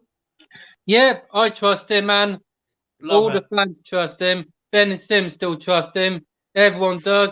Just give the guy time. Like, the formation he's currently playing is not good. 3-5-2 is what I wanted, and he just sticks to that formation. Like, 3-5-2, please, tomorrow. But yeah, he's probably going to play that formation. Like, no, thank you. 3-5-2, please. I want 3-5-2. See, other teams play that formation, and we don't do that. We haven't done that since the Leicester game. But please, just play the 3-5-2 because we can smack teams apart. We were doing that last season, but yeah, we ended up losing a couple. But and the fun fact is, Kulusevski has not lost the North London derby. He's undefeated. He's unbeaten. So Arsenal fans think Kulu was playing. If he was playing, we would have been 2-1 up by then. So Kulu's still undefeated in the North London derby. Kulu's undefeated. So he looks like he's going to be out for 2 weeks, but he should be back for I think Man United game or Everton. But yeah, he's brilliant. But I put on the WhatsApp group, there's one man who can help us win in the Emirates, and it's Trossard. He got a hat-trick against Liverpool yesterday. There's only one man who can help, and it's that man. So I want to sign him. He's brilliant. So Conte. Do you agree with Jerome from earlier, KPV, that a creative midfielder is again maybe what a lot of Spurs fans who called out from earlier in the transfer window? Is that maybe what's needed right now, or does Conte all he needs to do is just switch to maybe a 5-3-2 and just put Basuma in there? I think I agree with Jerome. What he said is true. We need a creative midfielder. Brian Daigle even said it before. Yeah, Daigle did too. Yeah, Daigle did. I think, I heard James Madden said he would love to come to us after what he did in 2013 and comments about us. He's a gooner. But yeah, we need him because he'd be brilliant. We need to go for him. We're only in October, but there's already other teams making, apparently those lot from West London are going to get Christopher Nkunku from RB Leipzig for next summer, but no, less than that. They're not going to, but this is annoying everyone else. I don't like Arsenal. I hate them. Teddy Sheringham said it as well with passion. Money would never tempt me to play for them. And he's right. If we had him in this team, we would have won. And Van der Vaart knew what this fixture meant to the fans. He scored 4 in the derby, not in the game, but he scored 1 at the Emirates, 2 at White Hart Lane. Then a season later, he scored 1, so 4. But Van der Vaart, come back, my man. I think it's time we bring him back because he said on Twitter last year or the year before, he looks like better trio back. He's a dart player now, Van der Vaart. He's a dart player, my man. He's turned his hand to darts. You not know that? It's true.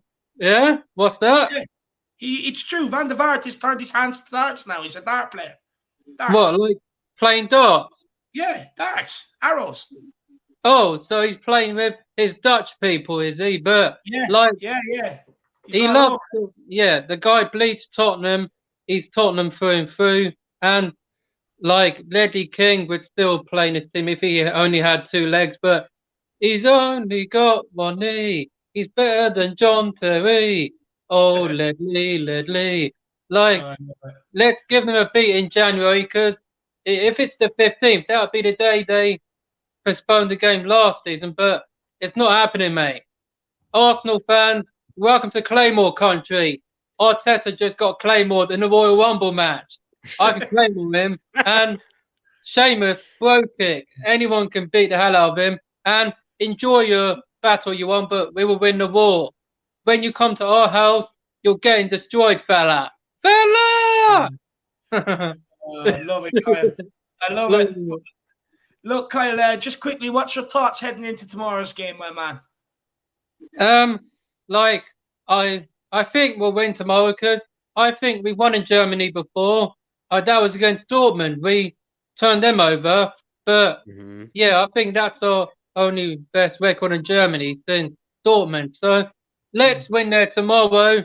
And then Saturday, Brighton. We won it theirs last season. But let's win tomorrow, then beat Brighton. Then we got Man United, who got battered in the Manchester derby. And then we got Everton. And we'll beat Liverpool easy because they're not doing great. So let's win those games, I'm saying. And then, we'll easily finish above Arsenal and Liverpool anyway because Arsenal can enjoy their win, but they'll lose to Liverpool Sunday anyway. So, I but love yeah, tomorrow, let's win tomorrow, and hopefully Ben and Sim can be careful because I heard that our fans have been told not to wear Spurs shirts in case to go Yeah. to Frankfurt. Like, They've been told not to go to certain areas and stuff like that. I've been speaking to a few people that have gone out there. They've all been warned. So hopefully every Spurs fan does come back safe, Kyle. Absolutely great point. But Kyle, I want a big come on you Spurs before we let you go, buddy. all right, 3, 2, 1, come on, you Spurs! Come on, you Come on, you Spurs. You Conte we Yeah. trust. Absolutely love it, Conte KPV. we Absolutely trust. love it. Let the See you hounds again out soon. tomorrow, Kyle. I'll see you tomorrow after the game. I'll see you tomorrow, my man. Take Everybody, that, give KPV a lot of love. Absolutely love the guy. Absolutely love him. So infectious. But look, let's keep this moving. The next guest we've got on is Michael Mihal in Irish, actually. Let's have him on. Oh, Michael, how are you keeping, brother? You put in the chat. You put in the chat the other day saying you have a lot to say today. So I think we just best let you take it away. I presume you have a lot of talking points. Yeah, guys, I need to warm up a bit because, oh, Jesus Christ. Where do we start? Yeah, I don't know if you've watched me on maybe some other channels, Yeah, maybe I did. seen me On your TV. yeah. I said there that I wasn't disappointed with the performance in the first half. I actually think that we played well. We played to our strengths. But I was seriously disappointed with personal performances of certain players. And I've put in the chat that I'm going to roast Emerson today, and trust me, I will get to this guy. But yeah, in general, we've talked a bit in previous weeks about the negativity in our fan base, and that we were not happy with performances. I think it was after we were defeated by Sporting. And a lot of people were, starting all this Conte out stuff and, slating our players, literally everyone. And, everyone was coming up with different tactics, different ways to solve our issues. Where I stand is that I wasn't necessarily happy that we didn't bring on three in the midfield. I would like us to try that. I just Let me ask you just quickly on that, yeah. Michael, before you move on. It was reported today that Basuma actually told him before the North London Derby that he was suffering from muscle fatigue from international duty and he couldn't play the North London Derby. Does that maybe give us an indication that he was due to play? We were due to play a 3-5-2, but had to switch it last minute. Do you think that's the case?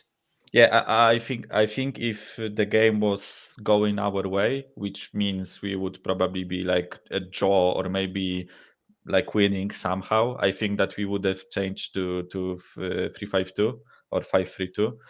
But yes, as what I was saying, that I was disappointed that we didn't bring on three was before we got all those comments. I mean, before the game, right? When we saw the lineups, we saw that it is a 3-4-3.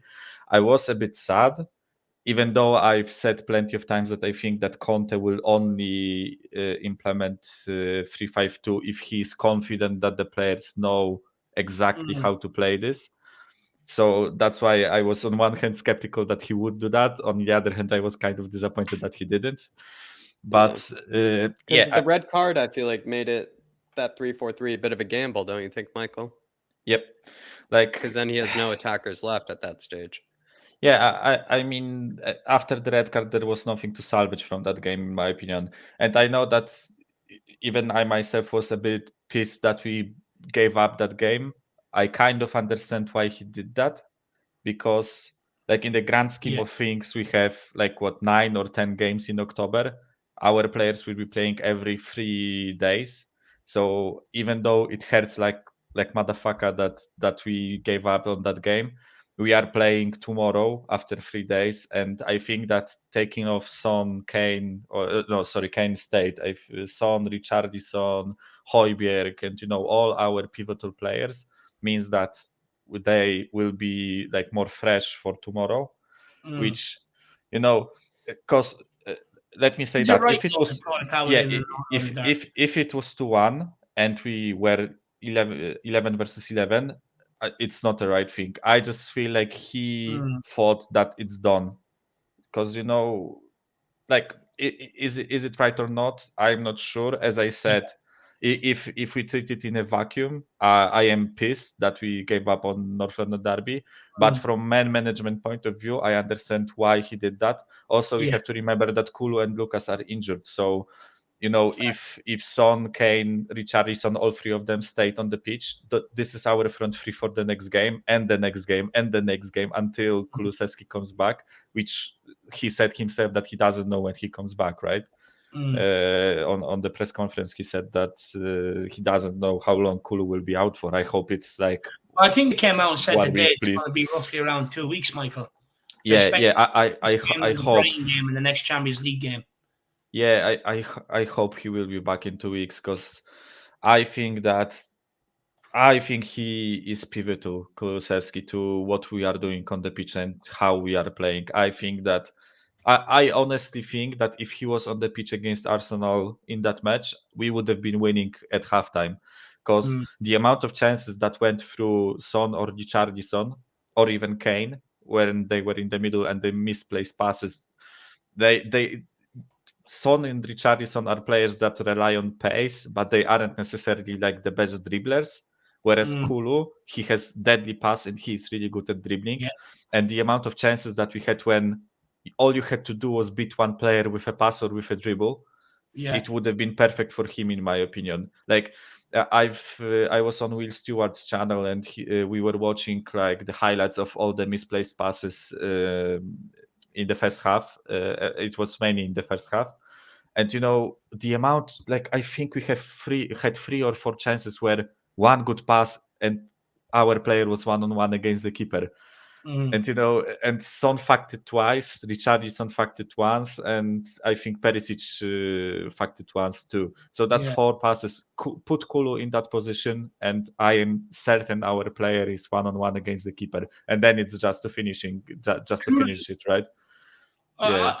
Kulu uses the ball a lot better than Richarlison, and I've said this time and time again, and people think I'm doing it to have a go at Richarlison. I'm not. I'm just pointing out what he needs to do to slot in instead of Kulu, and then that it doesn't become so costly in terms of going forward. And what do you think about what I was saying earlier on, about our front three? Do you think that it's not really working because we're making too many changes, whereas last season it was pure consistency with the front three that were put out there? Because as well with Richarlison, he's best used of what we've seen against Marseille. Put him in the box, get balls out wide, get it in. He's not a creator, he's a finisher. So we're also asking him to do something that he can't really do, in my opinion. But what's your thoughts, Michael? I don't like Richarlison on the right wing. I'm gonna be honest, because as far as I remember, he's right-footed, right? And when you play on the left wing as an inverted winger and you cut inside and try to shooting with your right foot, you are kind of similar like to Son. Son does this too. Like, he's left winger only on the team sheet. I think he's more like a left-sided center forward, if you know what I mean.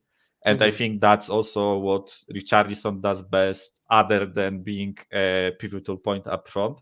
So I would say that the best position, in my opinion, where I saw Richarlison this season was up front in a 2 with Kane or Solo, like as a striker, or on the left wing when he was playing instead of Son. I think that right wing, he isn't working well on the right wing because he cannot really like cut inside and shoot because his left foot isn't that good. Like, I don't know, I haven't even seen him shooting with his left much. So like, I don't think he's good there. So yeah, like, that Son, Kane, Richarlison, that combination, it's a quality combination, but I don't like it that much. I would much rather prefer seeing like some other variation other than putting Richarlison on the right. I really don't like him there. I really like him on the left and up front, but on the right, I think there is something missing there. I'll ask you this then, Michael. Like, with what Richarlison produced, despite him getting us that penalty, which to be honest was absolutely needed, do you feel like with what he offered at the end of the day and at the end of the game, with what he offered, could we have been okay with that sacrifice of one less attacker for maybe a bit more defensive solidity in the middle with the likes of Basuma? Because even though he did earn us that penalty, you sort of think he did look still a bit awkward on the right wing, like you said. So maybe it wasn't really worth it to a degree to keep him on the pitch or to start him. Maybe if the fact that he didn't really offer what maybe a Kulusevski might on the right wing, it sort of made you think, like, is it really worth it? Like, you know, going with that extra attacker then, if you know what I'm saying. You know, I'm gonna say something that many people won't like, but actually I think that offensively we weren't bad in the midfield. I think that Højbjerg and Bentancur did their job like properly. I think that we were bypassing their midfield really efficiently, and also like when we were pressing, when we were on the offensive, because actually we were pressing a bit in that half. Especially the one that I pointed out was that we pressed Odegaard plenty of times. Whenever, because he's like their 8 or whatever, like he's their deep line playmaker, which means he takes the ball off the defense and he distributes it like to the wing or up forward, right? So he's quite deep in the build-up phase, and I actually saw either Son, Højbjerg, Bentancur, or Richarlison press him up high, and we took the ball off him like 3 to 4 times. Some of our counterattacks were created because we took the ball off him. So I feel like when we were attacking, we were really good in the midfield because we didn't fuck around in the midfield. Because you know sometimes when we are attacking, we like give the ball to Højbjerg or Bentancur, and we like expect them to do something magical when they are 2 versus 3. But in that game, I feel like whenever they received the ball, they just sprayed it forward to our forwards, and then it was just 3-on-3 against their defense, right? Because either Zinchenko or White were up forward, so they were playing basically a back 3, and it was 3 versus 3, and you can see that clearly in the first half. That's why I said I liked our first half, because I feel like we had a clear plan, which was to press their playmaker and to try to nick the ball off him and counter-attack from that. And if we were more clinical, if we had Kulusevski on the pitch, we are more clinical with passes, I feel like we would have been like leading at the halftime. But coming back to your question, Jack, now that was the offensive part, right? But defensively, we were overrun in the midfield. Well, it's just, my question is, does Conte care that we are overrun in the midfield? Because like there's been articles suggesting he doesn't, and there's a lot of things suggesting he doesn't care. For me, it seems that he doesn't mind getting overrun in the midfield when we are playing on the defensive, because like again, Bentancur and Højbjerg, they were helping out our like wing backs with dealing with their wingers, Bentancur with and Perisic with Saka. I think that Saka was well neutralized in the first half, and I feel like Martinelli cost us some problems. But with Martinelli, I feel like he's a bit of a star. He tries to do a lot himself, and we even if he got past Royal, and even if he got past Romero, he often runs himself into the end line, and he struggles then to make a pass.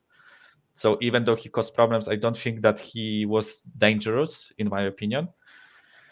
And you know, also talking about first half, we only conceded like a bloody screamer, like from like 26 meters or whatever into top corner, pretty much unsavable. I don't blame Hugo for that.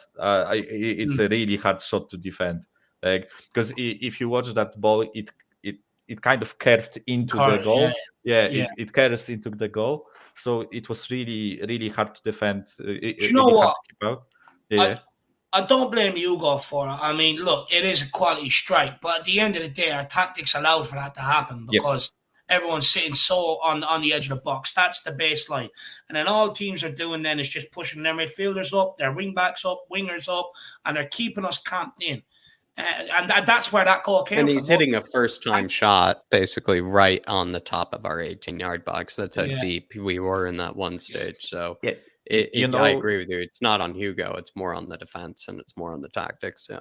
Yeah, so I was speaking about like personal, individual mistakes, right? So that was one individual mistake, in my opinion. Bentancur should have been on top of him because he actually wasn't covering anyone at that point. So that's one. Yeah. And let's finish the first half, okay? Let's talk about the second half. What the fuck happened in that second half? I cannot fathom, I cannot start to like understand what the fuck was going on through our players' heads. How can you go out into the second half of a North London derby and concede after 4 fucking minutes? Like, all we had to do was keep this game calm for 10, 15 minutes, rile those fans up, make that team annoyed. We are a team that thrives off of opposition mistakes, right? You Yeah. cannot give them like a way to believe them, like their own ability, right? And they just scored immediately after Yeah. like the first half Something started. difficult. What the fuck was Hugo doing? Like seriously, It's like supposed to be, it's your captain as well, Michael. It's your yeah, captain. he's our captain. I love him to bits, but for fuck's sake, Hugo, step the fuck up. I'm sorry for swearing, guys. Sorry, No, but walk away. I do it all the time. yeah, it was boiling inside me, and like, dude, just palm it sideways, or palm it stronger to Romero, or Romero just fucking clear it out. Don't fuck Yeah. around with it. Just clear Look, it out. With We can defend Romero, corners, right? with Romero, I think it was difficult for him to kind of, Yeah, he was do it surprised by exactly that. where he was. It should have been prevented by Hugo just doing what he normally does, get a strong hand on it, and just palm it out further. Why would you palm it straight in front of your own goal into the danger zone? It's just absolute brain dead. But it's not the only brain dead moment we've seen in the half, though, Michael. So yeah, that's the first brain dead moment. After we conceded, they were on top of us, but I feel like again I think we were kind of solid defensively. I think that we managed to somehow calm it down, and I know that we were trailing. We had ground to make up, right? But then this dumb fuck Emerson commits the most like useless, ridiculous foul that a player can commit. yeah. Like, I know it was a harsh red. I understand that, but what I said on We Are Tottenham TV, and I will say it again, he gave the referee a decision to make. He shouldn't have done that. Just let Martinelli run towards his own goal. Like maybe he would have like forget which way he is playing against, and he would have scored an own goal. I don't know. Whatever. Just leave him alone. There was no like he was so far behind him that even if he got the ball off him, it would have been probably like how do you call when they throw the ball? Sorry, I have a brain, but yeah, a foul throw, right? It would have been a foul throw at best, in my opinion. But you attack a player from behind with your, I mean, studs up. He was kind of stamping on him, so it's hard to say that he was like studs up. But you basically like scraped his whole Achilles from behind. You gave the referee a decision to make. Yeah. We know that Taylor is a dumb cunt. Sorry for saying that word, but No, Taylor the only word is you a. can't say is this: to see you next Tuesday one. Oh, I'm sorry, guys. The only word, the only one. Sorry, You're all I'm good. Go really on. I understand. Because we've seen Taylor do like he made a bad decision. He should have red carded Romero in our game against Chelsea, right? He pretty much made up for it, and he like did a stupid decision in my opinion. Because if you look at it, it should have been a yellow, but by the rule of the book, it can be a red card, and he gave a red card.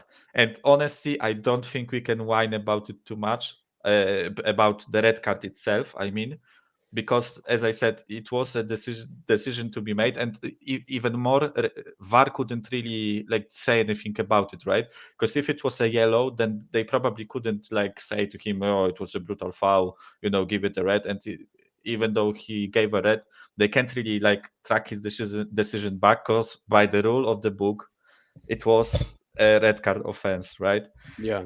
And it all fell apart, and that's all that segment is about. Just one action by Royal, and all the things that he screwed up in the first half, all the attacks that he was so bad in, that he that he failed, that he slowed us down. Like, this player is bad. I'm sorry.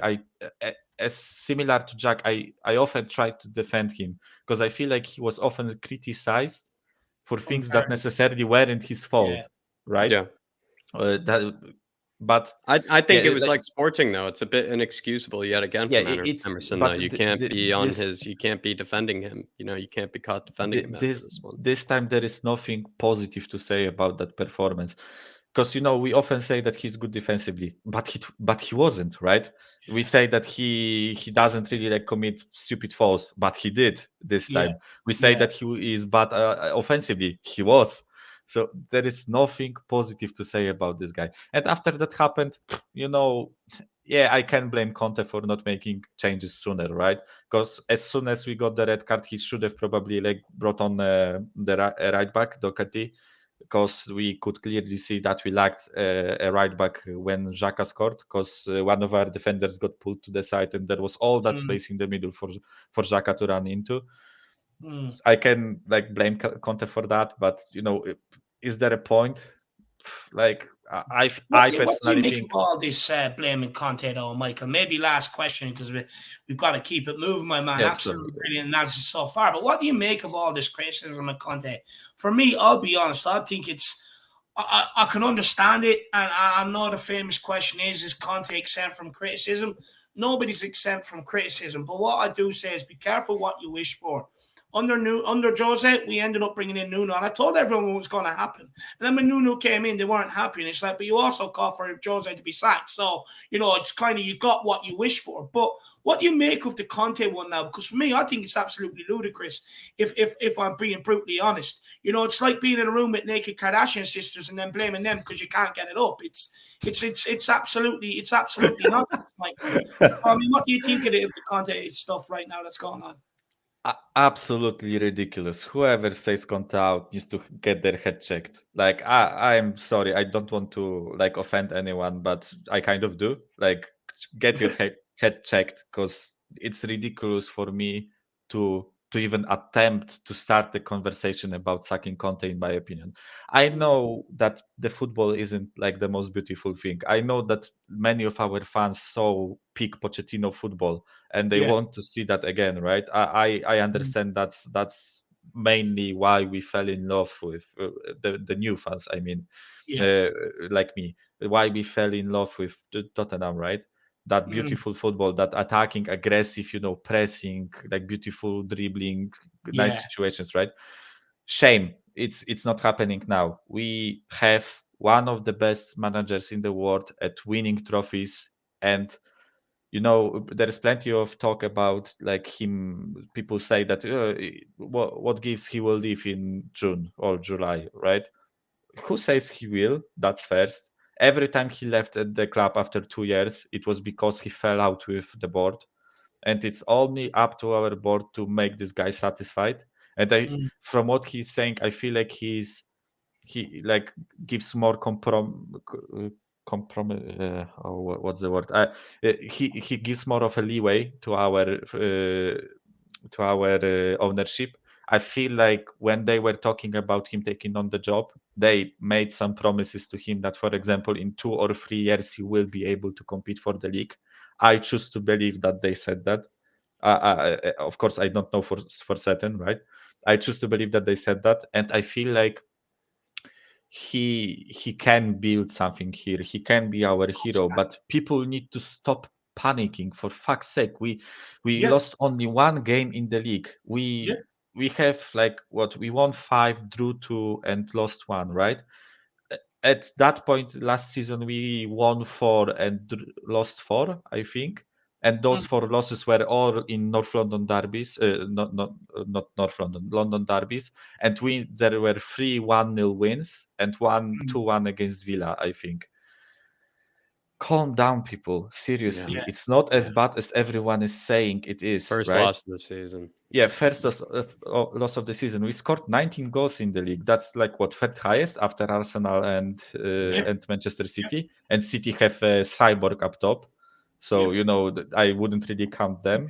And yeah, like I think that people just majorly need to calm down. And I choose to believe that we will do great things with Conte. I choose to believe that he's the best man that we can get right now in that position. If he gets sacked, there is no one coming to that club. Trust me. Like, we'll end up with some no name from like Championship probably. Fonseca will be back in the running. Yeah, Fonseca will be back, or Gattuso, or whoever else, right? Just people pipe down. I feel like we should trust this man with what he wants to do with our club. And I think that all that talk about like changing to 4-3-3, do you remember how shit Dyer was in 4 at the back? Like, thank you. Like, with this set of players that we have right now, there is no way we are coming back to 4 at the back. Perisic in a back 4, useless. Dyer in a back 4, useless. Davis in a back 4, useless. The only player that can play a back 4 is Romero and Longley, maybe. Yeah, and Longley, maybe. Longley was shit in back 4 in Barcelona. This is the thing. Why do we want to revert to something that we were already giving out about not so long ago, only a couple of years ago? We've got short-term memory. Why are we returning to a back 4 when we couldn't play it? And the whole reason why we brought in Conte was to go to a back 5 because players we had couldn't play a back 4. It's just exactly like I keep saying to people: be very careful what you wish for. You have to take into account what these guys were like when playing other systems not so long ago. I get Dyer's at a certain level now, but put him back to a back 4, he got exposed in Jose Mourinho's system where everyone still had to track back and sit on top of that back 4 to solidate it. So we were sitting just as deep. What we're wishing for around here, I really would, because we a lot of people started losing faith and love of the club when Nuno got here, and I told people it was going to happen after Jose. So be very, very careful what you wish for. And the thing is, it's one game. Show a bit of patience. We brought in 6 players this summer. It's going to take time for them to come in, settle in, etc., etc. Conte already proved to us last season. Just stick by the guy. He will come good. We will get the results. There's certain things that aren't clicking right now, and once they do, everyone will be back on the bandwagon. But let's stop panicking. Let's stop overreacting. We're still sitting 3rd in the Premier League. I remember before, first 5 games of the season used to be hit and miss. You didn't know where you would be. But now with Conte, we've had a solid start of the season. So let's just relax a little. That's all I'd say to people. It's not as bad. It's not as doom and gloom as people make it out to be. But Michael, great final words there, Michael. Great little lesson to give us there. Great little lesson. People have really short memories. Like, they don't remember that this guy took us from like the most miserable state that we were in probably for 10 years. That 10 Nuno games were the most shit games I have ever watched in my life supporting this club, right? And he took us from 9th, 15 points, 7 points behind top 4, I think. He took us to top 4. He won us Champions League. Keep faith in this guy, because he is the best that we can get right now. That's my final word. Sorry, Jack. I love it, Michael, I think you got the comments going. A lot of people saying spot on, Michael, as always. And believe me, North London Derby, people are welcome to have their say. Big up, my man. Appreciate it. And sorry for swearing again. Sorry, I sometimes get tied up. And I do it all the time. Also excusable after the North London Derby. Also excusable after that. I try not to swear, right? And I'm conscious about it. But sometimes you just can't. I just can't help it, man. I just cannot help it. I get it. But Michael, as always, we end this on a big come on, you Spurs. So give it to me, my man. Come on, you fucking Spurs. Crash this fucking Frankfurt. I will be watching tomorrow. I want to be proud of you, motherfuckers.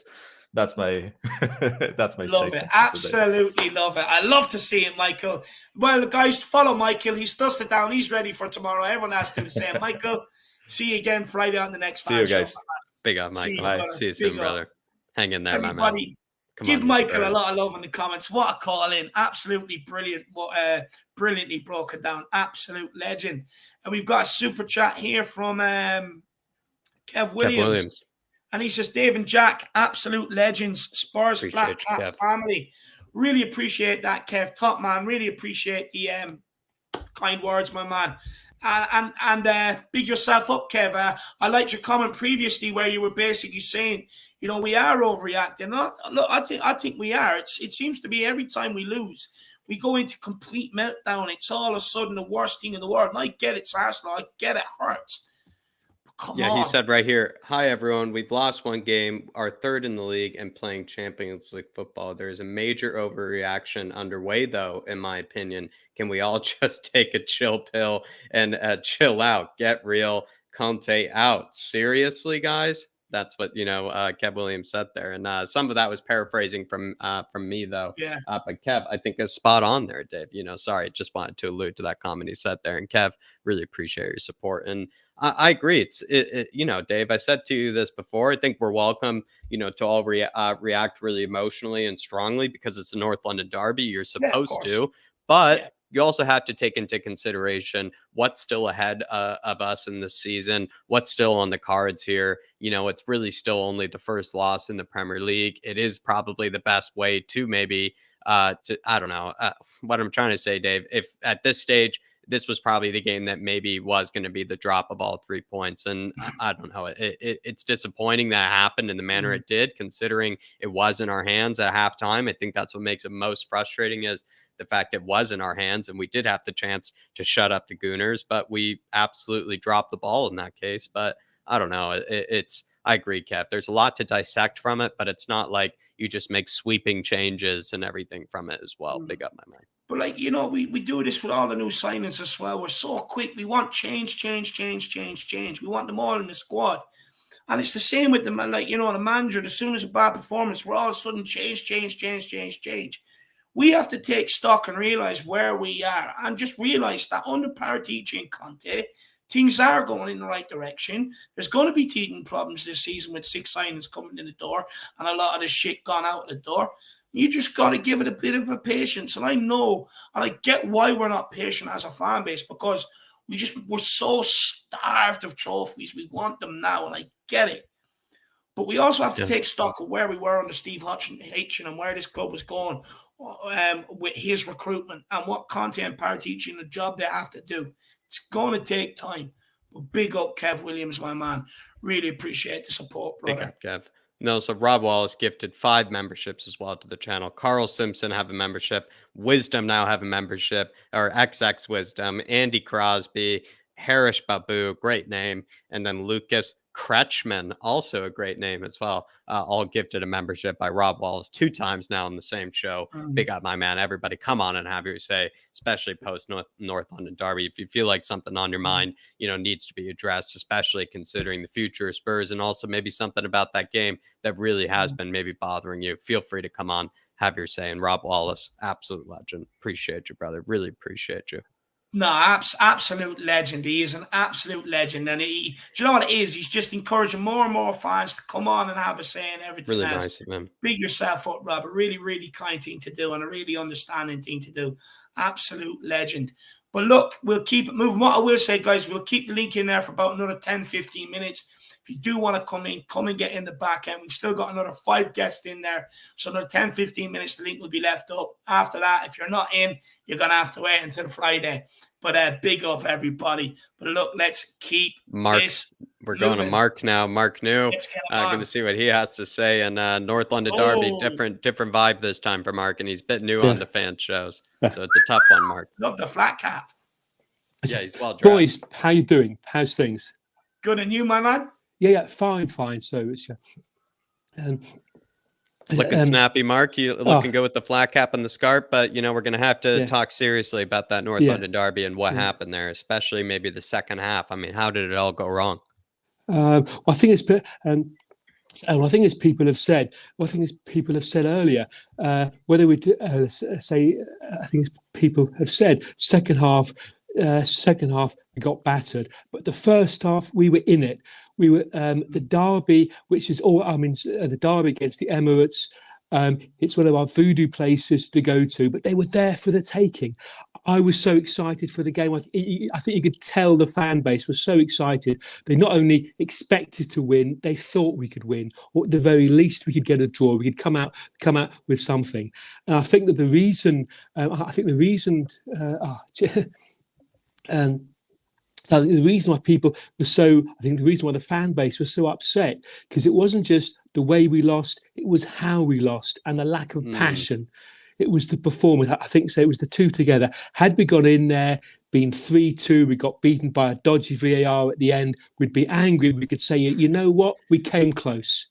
It was the ref, it was this, there was different things. But to get beat 3-1 with the heads going down, it was that, I'll be honest, was very difficult to take. That was difficult. A good point that you make there. I mean, Anthony Taylor, we were complaining about on the watch along, saying, oh, he has this agenda after what happened against Chelsea. But if anything, Emerson did give him a decision, I will admit. And we'd rather Anthony Taylor maybe sort of, kind of maybe screw us over if it were maybe, a VAR decision in the 90th minute, not that red card decision. It's more on us when it's that situation. It's more on us. Are we not sick and tired of blaming referees, though? I that's like what Mark is kind of saying. Yeah. I mean, that's true. That's true. The other thing, so I think, let's say the silver lining in there. And if you saw as well, Harry, he could have got booked. He could have had a red card even. So he took the player out. And so I think in terms of, the players, bearing in mind Anthony Taylor with the agenda after the Chelsea game, you could see he was gunning to give us a red card. It was really just, in terms of, let's say, Russian roulette, which player do you want to give it to? And out of all the players, he could have given it to Romero for a 50-50 tackle. There could be anything in there. Say he could have gone for Harry. So in terms of, let's say, if there's any one player who has to, let's say, take it for the team, I think all of us would much rather it went. All of us agree. We're really pleased it went to Emerson. Fair, fair. Let me ask you this, though, Mark. Yeah. 2 mistakes in the second half. Emerson sending off. Lloris's double clanger for the goal. Which one cost us the game?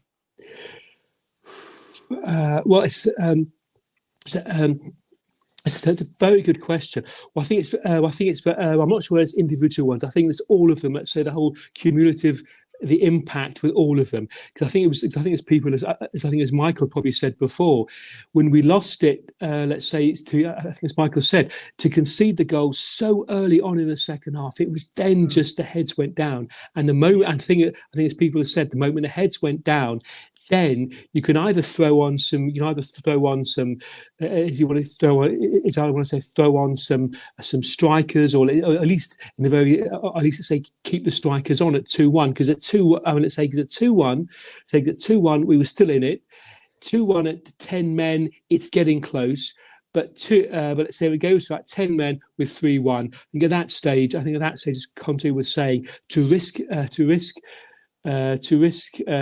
Harry and Sonny in the last 15 minutes, bearing in mind it's a North London derby.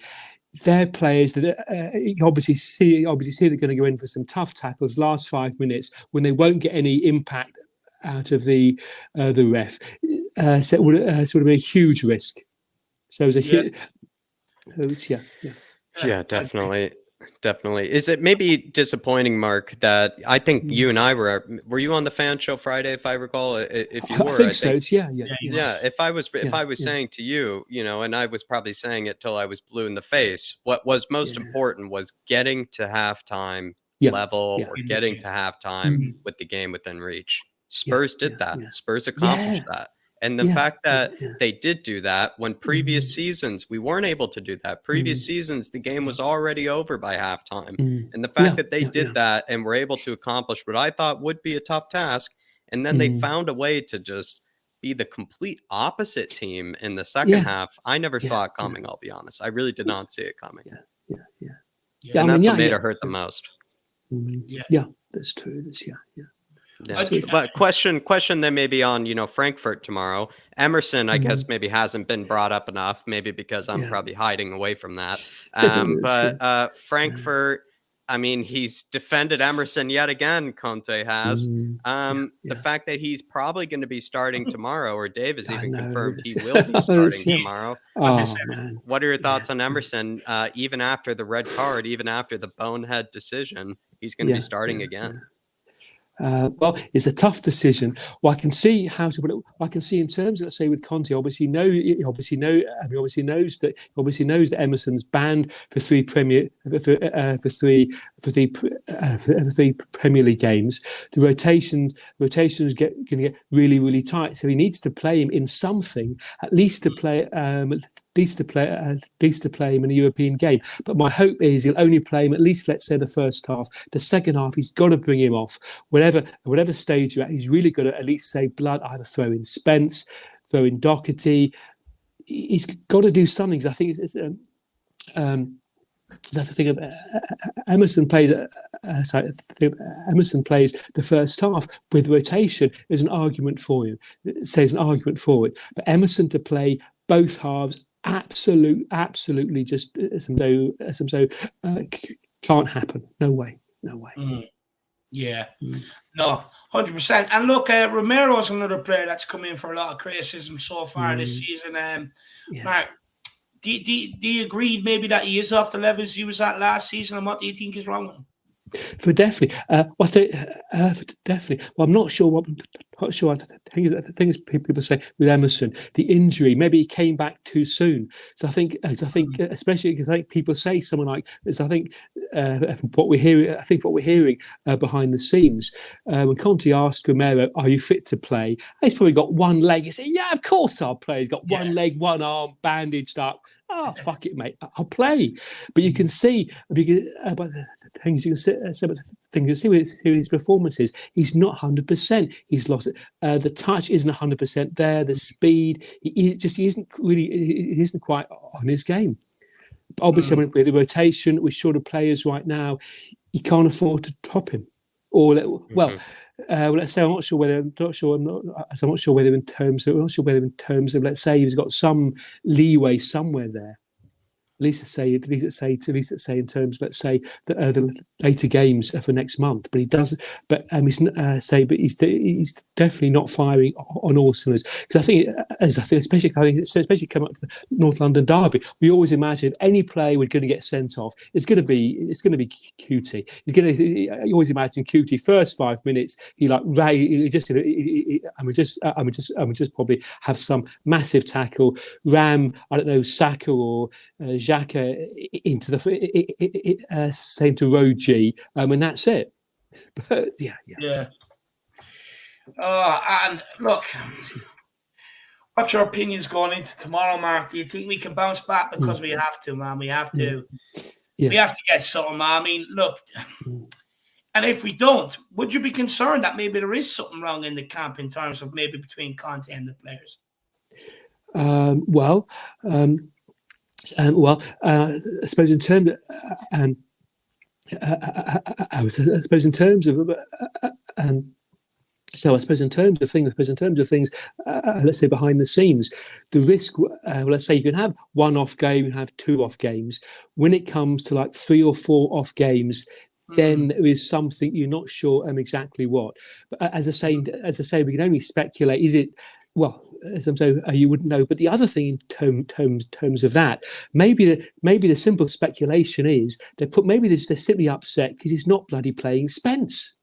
I mean, it may be something as small as that. I mean, the other players are probably looking at him and saying, "Mate, you're playing Emerson instead of Spence."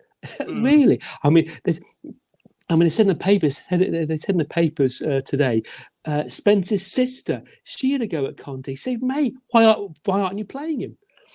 So I mean, so maybe help his cause, if I'm being brutally honest. But your sister coming out. If I was him, I'd be telling her. True. I would. Yeah. That's true.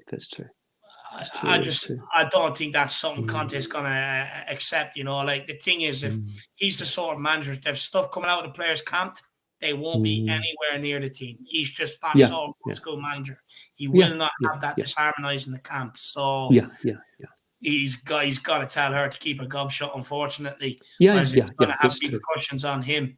So it will. But Mark, anything else you want to say to Spurs fans before we let you go, my man? There's a huge big game. There's a huge big game tomorrow. I think as people said, we're playing on a Tuesday night. The other side, they won the game, but they're playing on Thursday. So I mean, so in terms of games, when you really step back, so he's saying Thomas say when you step back, they were a decent side. Frankfurt, they're doing doing well in Bundesliga. But if we can just pull it off, if we can somehow there get a decent squad together, get the formation going, whether he was going to go for 3-5-2 without Kulu, maybe he will, maybe he won't. Hopefully, if Hisuma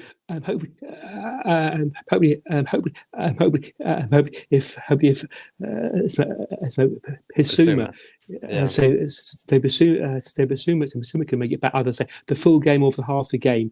But if he can just find the right formation, get the right things moving, and the other thing, like people have said as well, Spence hasn't played. He will be so fired up.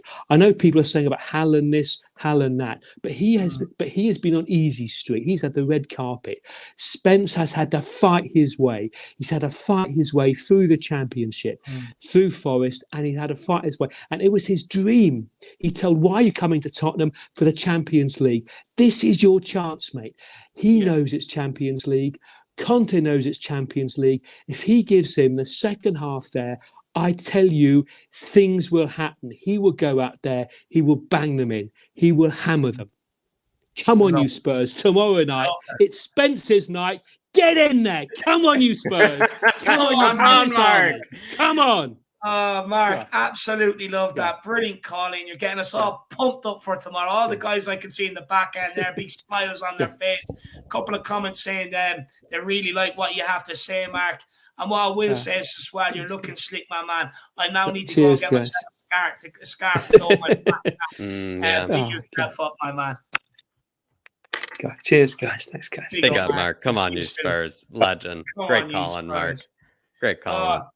Everybody, give Mark a lot of love on this as well. Let me know if you think me and Jack need scarves to go with our flat caps now as well.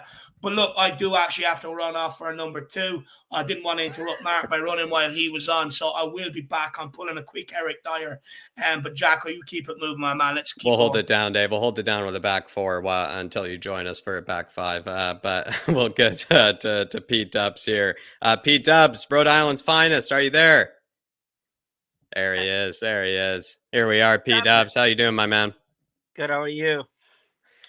Keeping my best, trying to get through it as best we can. But, we already, already have a game tomorrow. So we got to kind of get over it, pretty quickly, don't we? We do. We got to, as much as losing to the scum hurts, you just, again, we can't dwell on it. Like, there's no time to dwell on anything this month until the World Cup. We just got to battle again. Yeah. Do you feel like after that performance against the in the North London derby, a game like Frankfurt, it's not exactly an easy test either, especially Spurs' a record away from home in these European games. Is it another tough test, P-Dubs? It's not like an easy one to bounce back from. It is, and what I was hearing too, they've been good recently. Eintracht Frankfurt have found their form all of a sudden. To beat Union Berlin on the weekend, so they're going to be flying. Do you feel like a team like Eintracht Frankfurt, winning the Europa League last season and whatnot, are they going to be maybe a team that sort of, I don't know, well, it's tough to say because, they're a bit in and out of form these days, but could they cause us maybe some trouble? Could they actually maybe be a bit of a surprise team? Because, I don't know, they didn't start off the Champions League too well, but then they beat Marseille. Are they maybe on a bit of a roll here, is what you're saying? Yeah, I think, again, I don't think we're in any position. Sorry, to play a second team for anybody. We got to play our strongest team every time. And again, hope that the boys show up and limit the mistakes like on the weekend. Yeah. That was the killer list weekend. I mean, just individual errors and absolutely cost us in that game. Speaking of which, Hugo, on that individual error, I mean, what are your thoughts on that? I mean, did you see that coming? Are you starting to lose faith in Hugo? What are your thoughts on that mistake in particular? I mean, listen, I think all the top keepers have had some errors this year. like Mendy, Allison, True. Ederson. I mean, Ederson's prone to a howler every now and again too, but he's just so bored watching watching Never his team gets really play. challenged. Yeah. So you know, it's one of those things where again every top keeper has some mistakes, but you know, again Hugo, again he's been really good. Well, even last year, and you know, starting this year, even in the game, he made a few good saves against point blank saves against Jesus and the other guys. So you know, I think Nope. Still there, P Dubs? Hello.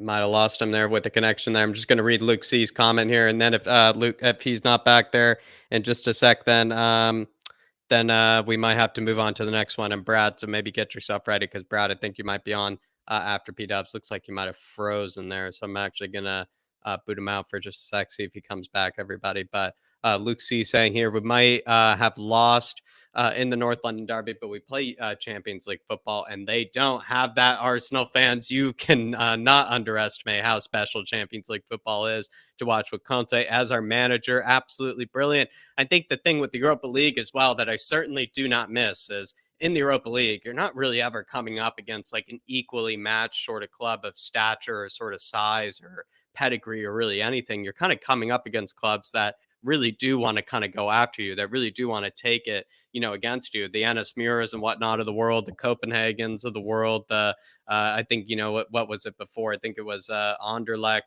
and whatnot. It's a different story in the Europa League, and I'm glad we're not dealing with that any longer. But big yourself up, Luke. See, we do have P Dubs back. Here he is, my man. Continue where you were. Yeah, sorry. Sorry. So where was I, Jack? I think I was asking you about Lloris, and it seems like you still have a lot of faith in him, and you're still. I do. Yeah. He's still a top keeper. I mean, you know, but we're not getting anybody to replace him at least this year. And again, you know, he made the mistake. It sucks. And again, a horrible time in the game too. Like we're all over them for that last, you know, for that finishing that first half. And I was like, you know, we look good. And honestly, yeah. I think our team looks good. And honestly, I've got a lot of positives to take out of that game, Jack. Like, yes, the second half was absolutely horrible. Michael said something like, I remember I was watching Michael earlier. I was like, what the fuck did I just watch on that second half?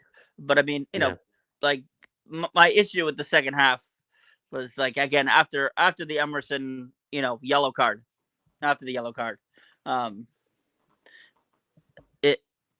you know, Conte should have switched right then.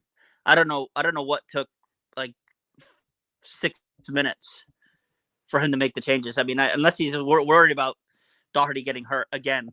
Like, I understand. I understand that. But speaking of which, though, what are your thoughts on seeing Emerson yet again? You know, Champions League tomorrow. You're going to be seeing him, you know, again. Listen, Jack. Again, I think I said before the derby, I'm in the Emerson fan club. You know, of one, and listen, he's probably the best right back we have at our club right now. Scary as it might be to say, he's probably the. I mean, although I will say, Jack, I think Lucas might take his spot. Like, somebody's got to take his spot. But the problem is that Emerson is putting in more howlers than he did last season. Last season, he didn't make these sort of mistakes. And I think that's where some of the people who like to defend Emerson, like myself, sort of came from. But with the mistake he made against Sporting, with the mistake he made against in the North London Derby, it's becoming inexcusable now. Yeah. I mean, it's definitely. I mean, again, even in the first half, I thought he was okay. Again, Martinelli still did well. Martinelli was still kind of all over him. But hi, honey. Yeah, he's got a long road. He's got a long road back, honestly. Like, what is he out 3 games? Do we know yet? Do we know that yet? 3 Premier League games. For Emerson, he's out 3 games for the Premier League suspension since it was a straight red. So 3. So I mean, we're gonna know something else about our team too. Like all this depth that we're supposed to have is we're gonna see it. I mean, Conte talking about Brian Hill today. David's favorite player, I think, Hill Messi. We do love some Hill Messi, but he doesn't really have faith in Hill Messi, and that's another problem as well. Is that if he doesn't have faith in him, then that's another mistake maybe Spurs made in the transfer windows. They didn't move on the likes of Hill if Conte didn't want to use him, and they didn't have a replacement for Hill either. So a bit of a problem there for sure. But I feel like Conte is going to have to find a way to maybe include Hill at some stage, because with Kulusevski out 2 weeks. Maybe last question here for you. What are your thoughts on that? Kulusevski out 2 weeks. I mean, more reason for him to switch to a 3-5-2, if anything. Yeah, I hope that it comes, because like Basuma's again, he has to be around the corner. Hopefully he's around the corner to be ready to play 90 minutes, because I do think again, Jack, that if we played the 3-5-2, if we had switched to that, if we'd gotten there in the second half, like for the last, say, like whatever, like if we got to the 65th minute and it was still 2-1, if we actually switched, I think we would have taken them apart at the end. I really do. Again, I thought we were really good. Until the Emerson foul. Yeah. And again, I do. Again, it was just an idiot challenge, but. Again, it was never a red card for me. Yeah. Well, P-Dubs, give me 2 score predictions. Give me your score prediction for Frankfurt. Give me your score prediction for Brighton, my man. But yeah, give me something to think about. We're going 1-1. I'm gonna take a 1-1 draw at Frankfurt, and then at Brighton, and they look good. They look organized. I'm gonna go a 2-1 Spurs. Gotta back the boys to turn it around. Love it. But yeah, cheers, Jack. Thank you. No problem, my man. No problem. And also big up Rob Wallace as well. Yeah, absolute legend he is. He's getting everybody a voice. He is. All right, cheers, Jack. Thank you. Appreciate you, my man. Catch you soon, brother. Well, we're going to keep moving on, get to the other people, see what they have to say, and kind of get to the rest of the evening. Brad Matthews is who we have next, the man on the blue sofa, the famous blue sofa. Here he is. What's up, Brad? How you doing? Oh, yeah, a bit better today than I was on Saturday, to be fair, has to be said. Yeah, an early one as well, half day. I mean, how do you handle that? Yeah. An early one followed by many beers at the pub. So Saturday night was not the best of nights. Had a bit of a rant, but with Monday, you look at the game in a more sensible light, I guess. I think Mark summed it up perfectly when he said that the problem with losing was the fact that we all went into the game so confident that this season would be different. We had the new a better manager than we had last season. We had a team that were playing better. I believe we're 6 points better than we was this time last season. And the fact that we caved in like we did in that second half, I think was the main upsetting thing for me, and I think for a lot of people on Saturday. I'm probably mirroring what everyone's been saying. I thought the first 20 minutes, it was what we expected. When I saw the lineup with just the two in the midfield, I thought, no, we're going to be overrun. They're going to have a lot of the ball. And that's exactly what happened. They didn't really cause Lloris that much of a problem. We seem to be sitting back and, denying them that sort of space.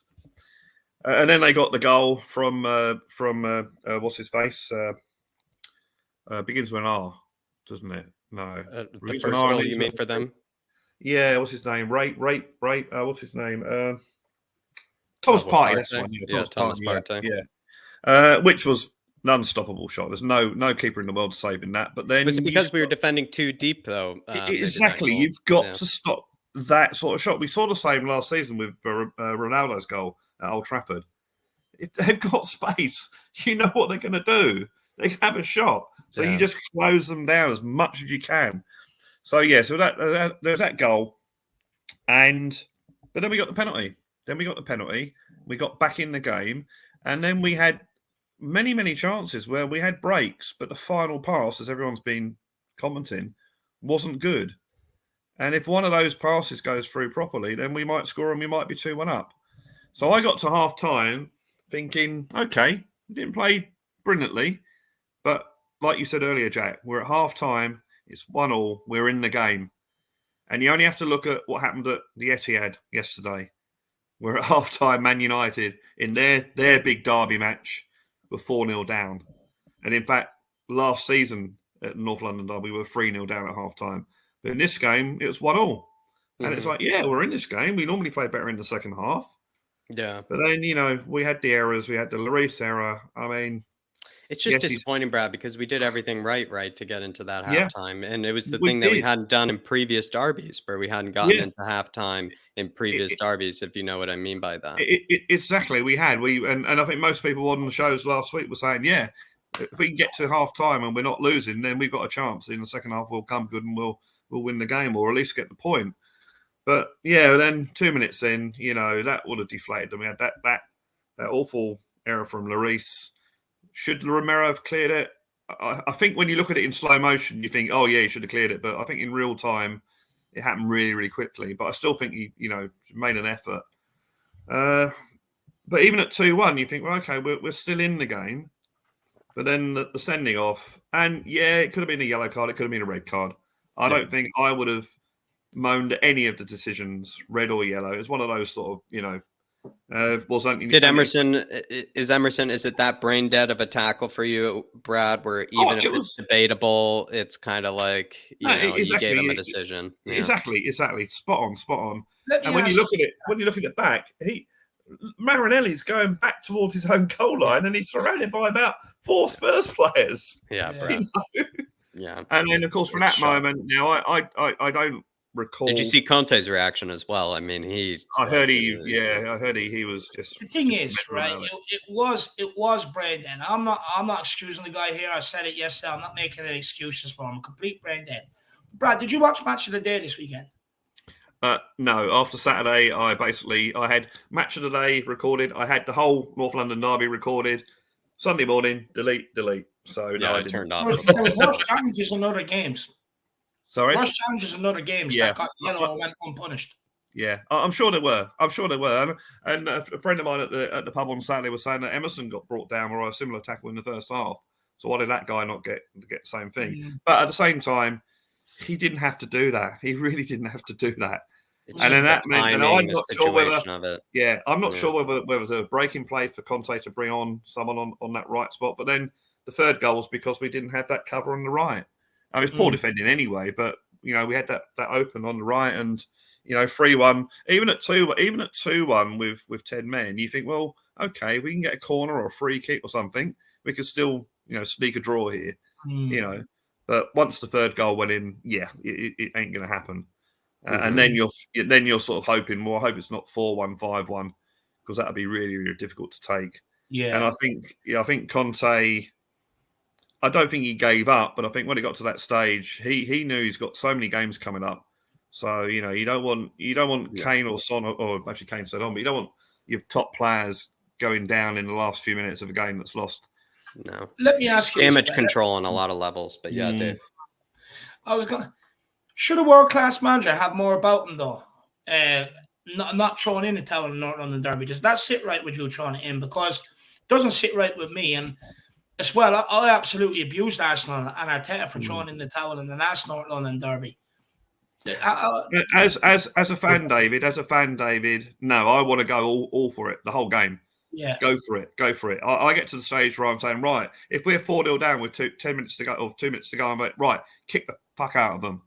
I want to do serious damage. That's how I do in these sort of games. So from my point of view, and obviously your point of view, no, I want to go for it. But if you look at it logically, Conte, he's probably looking at it as the being a game, isn't he? Yeah, being a game, and that he's got these games coming up, and I think that's probably why he did it. But no, as a fan, no, you want to go for it. You want to go for it.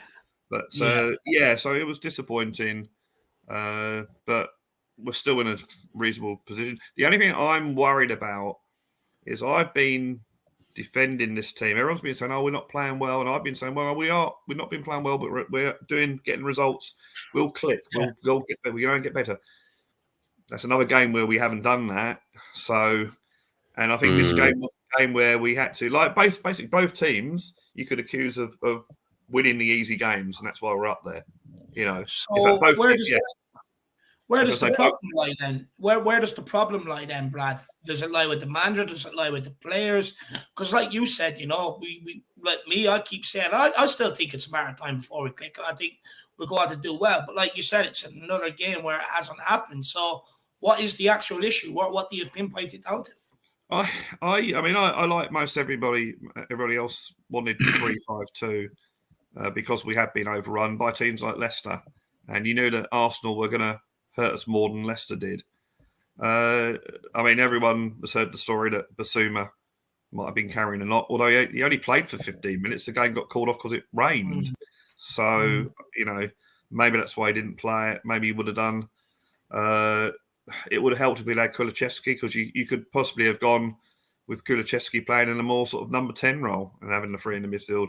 I also think that if you've got two really good attacking wing backs, then that gives you literally four across the midfield. Whereas when you've got Emerson, he's doing a lot of defending, so you're over on in that respect. So, I've got another question for you, so Brad. I've got another question. Sorry, I'll let Jack back in. I don't know if I answered that one, but yeah. But there was a quote today that Conte said, with Kulu, he gives you the option of playing a 3-4-3 and a 3-5-2. What does he mean by that? Does he mean Kulu as an extra body in midfield is playing a sort of cam role, maybe ahead of a Bentancur, Basuma and a Højbjerg? Or does he mean that as a right wing back option, do you think? Well, he said that he can play right wing back, hasn't he? And Kulusevski has said that he can play as a number 10.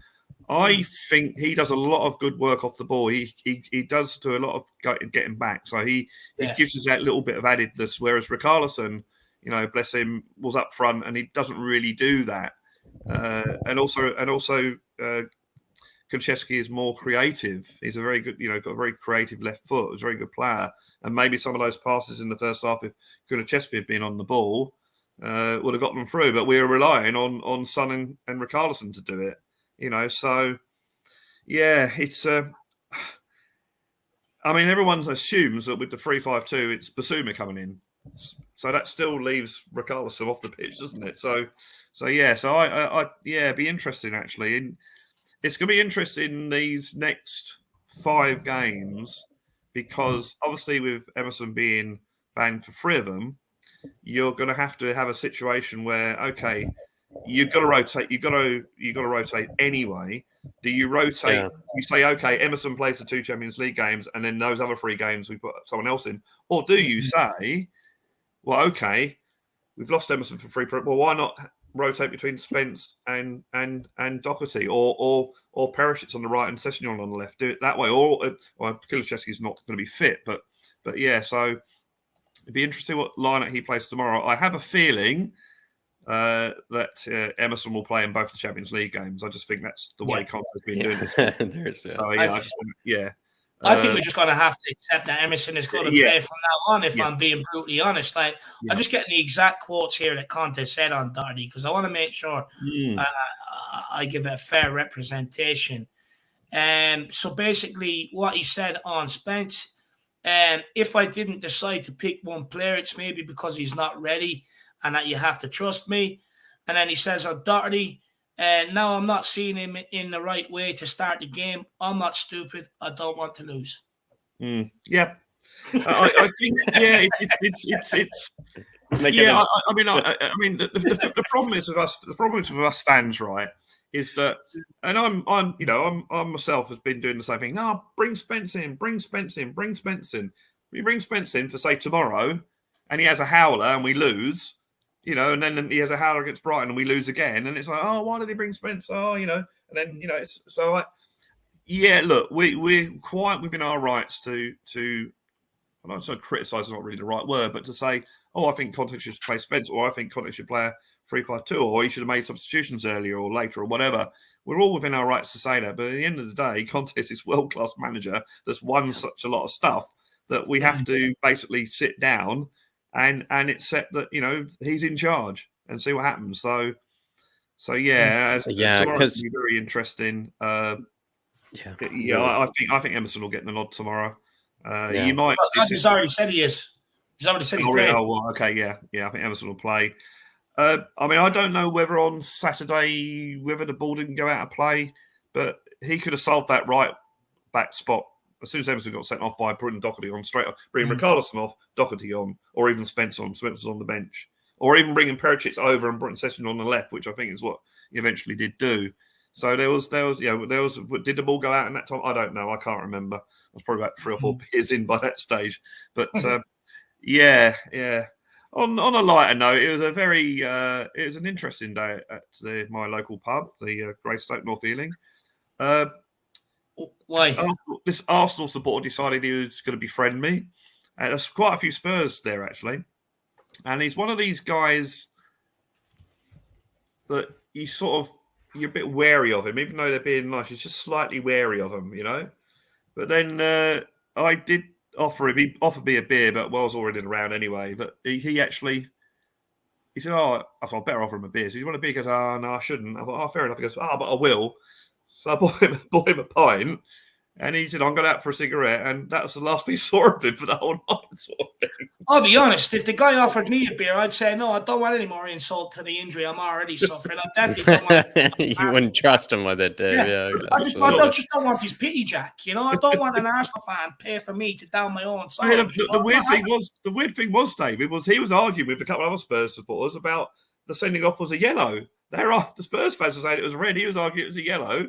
And when he came over, he was more interested in showing me some of his pictures. He turned out he was a roadie for Coldplay, and he showed him all these pictures being on the road. He didn't even seem to care about the match, So I'm sort of like, Dave caught Gooners taking pictures outside the Tottenham Stadium. I mean, the Gooners are getting weird these days. The Gooners are getting weird these days, Brad. It was weird. A couple of nice blokes I met there as well. That never any women at these pubs, funny enough. But no, a couple of nice blokes in the chat with them. So the actual day was good. I had a good time, had a few beers and a chat and a laugh. Oh, the other funny thing was the 2 guys I met, the Spurs fans, one of their mates turned up, and he was an Arsenal fan, and he had a ponytail, but he was a spitting image of Mick Hucknall. And I said, "Oh, for God's sake, then not only you're an Arsenal fan, you look like fucking Mick Hucknall as well," sort of thing. He laughed. Brad, he's still inspired by David Seaman, it seems like. Brad, I went up to a group of Arsenal fans. I did the old, "Oh, look, congratulations, you went to win." And as I went to shake my head, I went, that sort of thing. did the old trick. So it was apart from the actual football, it was actually quite a fun day. And then, as you know, I got home and had a rant on the WhatsApp group about things. Yeah. So as you need to. My confidence has been dented by the game on Saturday. It's sort of chipping away. We just have to win tomorrow. We have to win at Brighton. If we can get those 2 results, then we're back on track. And it's just one of those things. Yeah, I agree. Everyone's overreacted. Of course, you're going to be angry. I overreacted. It lasted for 24 hours, and now you look at it logically. But yeah, it was. Wasn't a good day, but we go again, and we go again very quickly, Brad. And it's time to bounce back, and hopefully we can get excited to watch some football again. Because I was like yourself, basically just deleted all the football that I had saved, didn't want to watch any of it, exactly. And now hopefully Spurs give me a reason to watch it again. Come tomorrow, but Brad, really appreciate you coming on. Appreciate your patience. All the time, I always enjoy it coming on, and I have to. Work on another song now. So, sorry, also, I'm totally forgetting. Forget my manners here, Brad. Do a bit of stalling for me and tell us about Blue Sofa Songs. Forget my manners. Blue Sofa Songs on YouTube or B Sofa Songs on Twitter. I haven't put the latest one out yet. As I say, it's basically me singing and playing guitar. I can't really sing. I can't really play guitar, but they're my songs. They're my lyrics. They're my music. I'm trying to learn, trying to do things differently. Sometimes the songs come out okay, sometimes they're not okay. So please give it a watch, have a click like and subscribe, and hit the notification bell, that sort of stuff.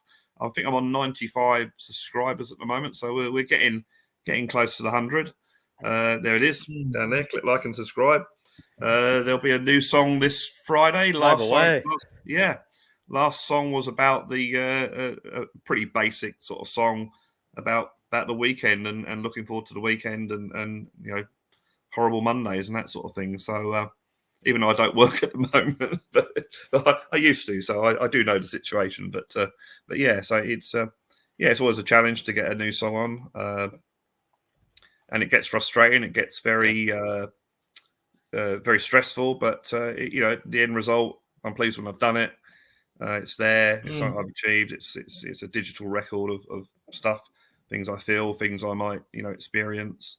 And thank you for everyone that supported me. I really, really do appreciate it. He's 5 subscribers off 100, so 5 years, get over there. Let's get back at 100 before tomorrow. Please, we'll win tomorrow. Yeah, get up to 100 so I can go to the pub to celebrate Spurs winning against Eintracht and get into the 100 subscribers. Do I have a song ready for Jedi? Yeah. What was it? The Forgotten Hero, maybe, or it's a song about not being noticed, maybe. Hopefully we see more of them, then you'll get some inspiration. Yeah. Jed Spence and Brian Hill, who are they? Who are those guys sitting on the bench over there?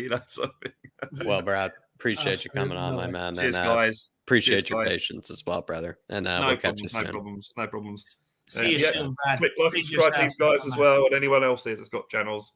Legend. You, Come on, you Spurs. See you soon, Brad. I love the flex as well. Oh, love that. Come on, he's ready for Tuesday. Come on, Dave. No better attitude than Brad, honestly. And that was a really good one. And that one kind of cheered me up from Brad. Really appreciate it. You'll have to get a new T-shirt, though, Jack. Them guns were about to, explode to the where you could see it.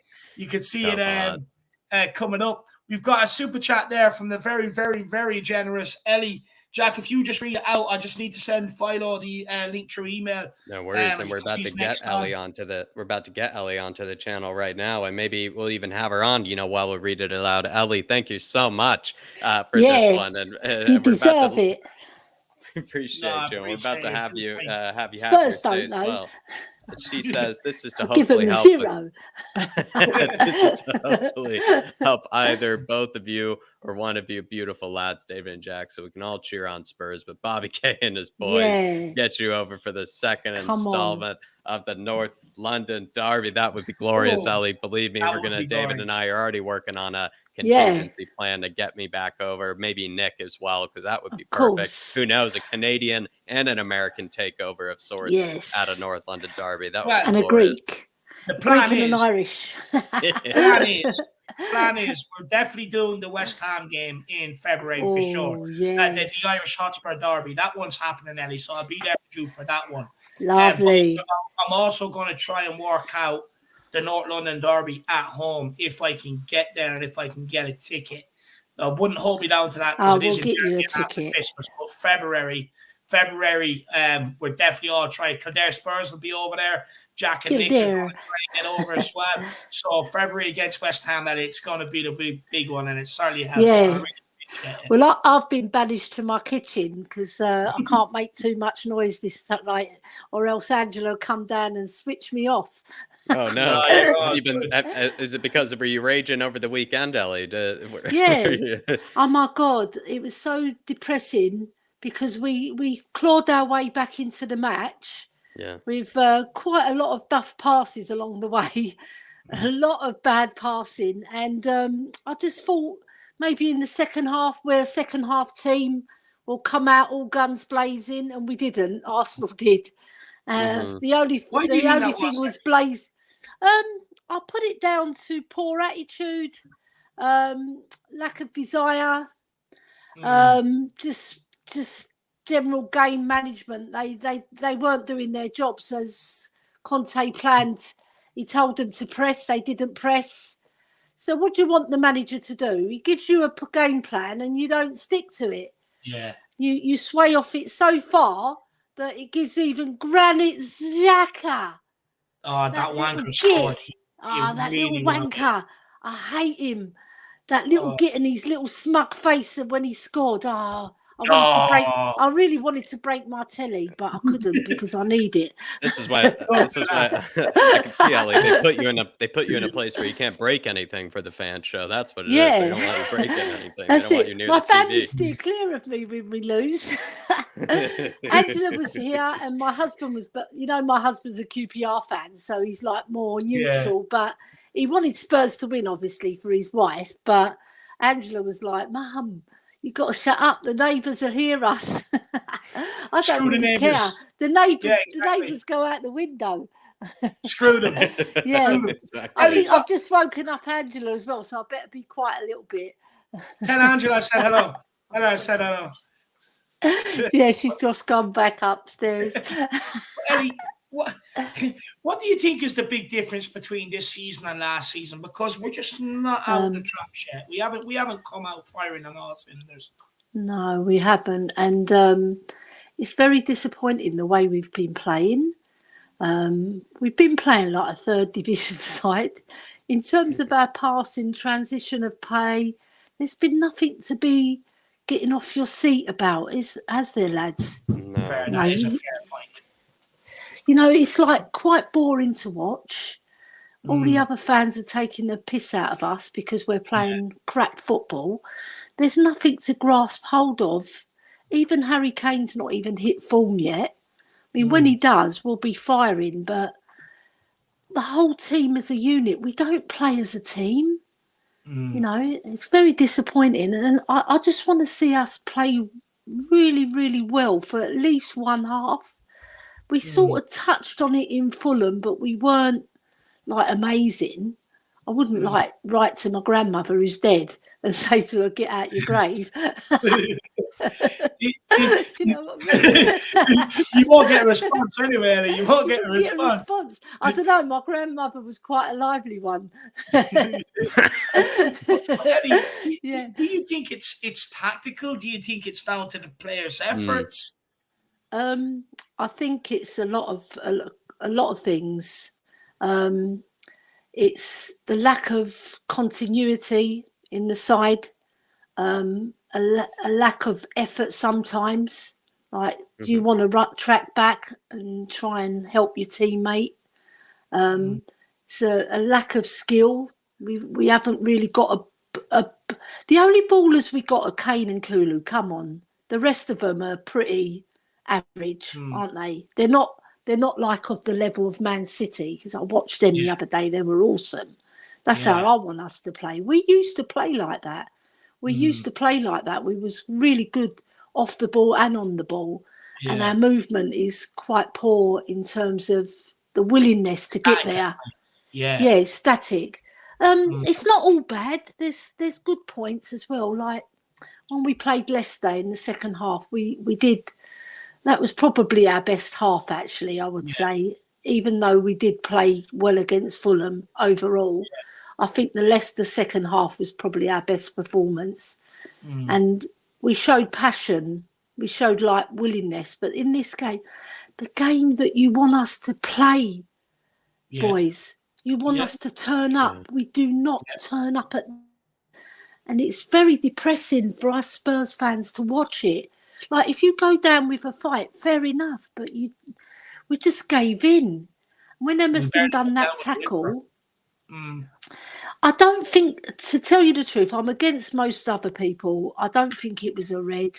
I think it was a yellow, because it wasn't a malicious tackle. Because I've seen some of the other tackles that have gone in even in weeks that game before alone, this. there were worse tackles. And he didn't actually dig his studs in like he pushed his leg in. He sort of stretched for the ball. It was a silly tackle. It was a silly, but like that, Mark New said, he was itching to make amends for the Romero hair pull. Taylor was, He was ready to send one of our players off to make amends for that. Absolutely. If anything, Ellie, he was probably quite disappointed to see the results to level. So Emerson gave him that opportunity to make a change in the game. He wanted to have a big impact on the game. Dave has even made this comment about referees. Sometimes some referees, they want to be part of the show. They kind of enjoy being part of, kind of the influence on the game. And Emerson, as much as we want to kind Yeah. of dig out Anthony Taylor, the referee, Emerson gave him that opportunity to steal He the did. spotlight. You know, he gave him that opportunity to be He in the did. spotlight. Yeah. And it was a silly tackle because he was going back to his own goal. All he had to do is stand his ground, let him do what he had to do, and then defend, get into position. Let me ask you this, Ellie. You can clearly see what Emerson was trying. He was trying to let him know he was there. You're not going to have an easy half. Yeah. This half, you're not going to keep running at me like you did in the first half. Yeah. In his situation, what would you have done differently to let Martinelli know you were there? Because there are smarter ways and cleverer ways of going around it. What would you have done? I would have got right up his arse, right, and sort of give him a little dig with the knee so that the referee can't see it, More of a shove, really. or more of a little barge, Yeah. you know, barge, because you never get sent off barging, very rarely, like a fair barge. It's considered a fair barge. So I would have done that, and I would have let him know that I was there, but I wouldn't have done what he did because he sort of lunged at the tackle. And bit of the Ellie Hoiberg shoulder. That's all you get. Big up, Hoiberg shoulder. Yeah. Yeah. Basically, I don't know. I just feel Emerson, do you know what? He wasn't having a terrible, terrible game. Not compared to some of the others. All right. He gets a fair amount of stick, the boy, but he doesn't do an awful lot wrong. Up until that moment. He hadn't done anything spectacular, but he hadn't done anything worse than anybody else. In fact, he was quite good defensively. He was because he had Martinelli to face. So that was a hard customer to deal with, you know, because he's tricky. You know, he'll skin any player on form. So I don't know. He gets a bad rap. I'm not totally against Emerson, but I think people jump on the bandwagon with him. You know, Well, Ellie, I would say, as much as somebody who likes to defend him, that, you know, moment against Sporting, now this moment in the Arsenal game, he's becoming a little less defendable than before. You know, I'm finding it harder to defend him than I did previously. I agree with you, but sometimes I feel he gets too much rap. I agree. You know? Yeah. And he spent 800,000 bloody quid to try and get better. Do you know what? I know people take the piss out of it, saying he's spent that, but he hasn't really got better or whatever else. But at least he's took control of his own career. This is what I was talking about when I mentioned the likes of Eddie Ali, or end on fat ass, fucking shit show.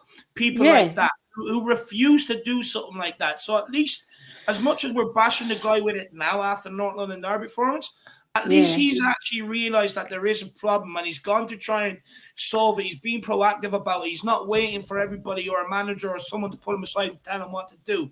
So I do actually respect him for that, because we've seen players come through this club where they refuse to do that. But Ellie, maybe let me take this off the Emerson and maybe take it in a new direction. Many people are saying what's going on now is a reflection of our transfer window in the summer. What would you say on that? Well, the thing is, if he was playing Spence and Basuma regularly, you could argue that case. But I mean, Perisic is getting a look in, isn't he? And Longlay's just broken into the team, maybe because Davies was injured. We don't know, but I don't blame it on that. I just blame it on continuity in the team. You know, they're not working as a team. You know, like Alex Davis always says it. He says, "Ellie, we're not a team. We're not a team. We're bang average." I'm beginning to believe some of his words in a way, because some of the players are no, but some do of not the let players Alex be the voice of reason. No, he's not the voice of reason, but sometimes he can get on point in terms of we don't play as a team. We do not. The way I look at even West Ham, right? We don't like them, but they play as a team. They've got more continuity in their play. We're very jagged the way we play. We're not consistent. We say this, like we do this a lot in the Spurs fan base, where why can't we be like Leicester? Why can't we be like Brighton? Why can't we be like West Ham? Yeah. But we say them all the time. I'm not saying we are better than them in terms of the players that we've got. We've got players that can get us out of trouble, whereas maybe they haven't so much. All right, but what I'm saying is the way the team plays. I don't like the way we play. No, it's not attractive. I don't find it good to see. But the thing is, people say, "Oh, if we get the results, that's what matters," because we're still third in the league, even though we lost. We haven't lost. We've only lost 3 points from Arsenal, but we can easily make them up. They lose one game, we won. We win one, we're back in it again. We're 1 point behind them. Just on the tactics, Ellie, and just hear me out on this. I know a lot of people don't agree with them, but point to a match to me this season where we've been completely out of the game using these tactics. We haven't. Every single game we've been in, Southampton in the game, Chelsea in the game, Arsenal until the sending off, or Hugo Lloris's mistake in the game, Sporting in the game to the very last few minutes. Every single game this season, Conte's tactics has actually kept us in the game. And when it keeps you in the game, it always gives you that chance of winning. And with Kane and Son, 9 times out of 10, you can go on and win these games. So for me, I know they're exceptional players. I know a lot of people don't like it, but how many games under Jose, under Nuno, were we out of the game before half time? Whereas at least Conte's tactics keep us in the game. Yeah, because he knows how to get the best out of a team. He knows the limitations of the team. The tactics are always giving us a chance to win, regardless of how we play. Yeah, the only one I would disagree with is Chelsea, because I think we were completely out of that game. We still got out with a result. Of course, but I'm just saying that we weren't really in the game. We just scraped a 2-2 draw with, like you said, Kane. He'll give you a chance because he's world class, right? And then Højbjerg popped up with a goal, which was unexpected, but I liked it. You expected it. Come on. I didn't expect him to score against Chelsea. I expect him to score against Fulham and Leicester, but not against Chelsea. But other than that, I agree with you. Yeah, we do grind out results. We're fantastic at it, and Conte's methods do work. He's a born winner, the guy, and he's inflicting that winning mentality. He's getting it through to the players. Yeah. But I just felt against Arsenal, maybe, I don't know, maybe his message wasn't carried out, because you can see how disappointed he was at the end of the match. Yeah, I mean, what we needed is somebody to really get at them and shout, And Lloris he's at the back. Can he affect the game? I don't know. You may as well have someone with a sore throat as a captain at that rate. And then, do you know what? I was very disappointed. Even though Højbjerg didn't have a particularly good game, I was disappointed when he brought him off, because the one player you can rely on, and Bentancur was fantastic. I must admit, he was fantastic. So he couldn't take him off. He was brilliant. I was watching him all the game, boys. He was fantastic. He had heart. He had drive. He got stuck in when he had to. Yeah. The only time where you could fault him is when they got their first goal. But it wasn't. It was a team collective, not pressing. So that was the only time he really switched off. But other than that, he was on it. I loved the way he played. Hopefully we see more of it tomorrow, Ellie, huh? Yeah, because you know what? We've got to go there and get some personal pride back in the team, We've got to show the Germans that we mean business and that we want to qualify for this at top of the group, not second. Get a lot of breathing room if we win tomorrow, Ellie. We get a lot of breathing room and a lot of stress is sort of relieved if we win tomorrow for sure. So I think we better do it. But Ellie, tell us about the channel. Tell us about all the hard work you do over there at THFC. THFC Till I Die. We've got we're going to have Mickey Hazard on. He couldn't make it tonight, unfortunately. He was stuck in traffic, so he couldn't get back in time for us. So we just got to be patient. He said he's agreed to come on this Wednesday, so that's good. Nice. And then we've got at 8 o'clock. 8 o'clock as before, so that'd be really exciting. And then we've got another really good show that Dermot's very passionate about. It's the one that's supporting ADHD and you know what he suffers from as well, and also like mental health issues in general. You know, because there's a lot of people out there that suffer, and we want to do a 12-hour show where we can raise money for that. So that's one good thing from our heart to everybody who suffers with any mental health, really, but mainly the ones that Dermot suffers from, because not a lot of people know that, but you know he does suffer and he gets through it. He gets through it. So yeah, well. And then I wanna make a toast, because look, I bought this wine, right? I don't really drink a lot, but I bought this wine in Nice, which is Lloris's country, and I want to support Lloris because he's getting a lot of stick, and I love the guy. I think he's been a fabulous keeper for us. I know he's kicking his shit, because it is. It really is bad. But he's been the top keeper for us, and I think don't lose faith in him, because everybody's saying he's got too old, this, that, and the other.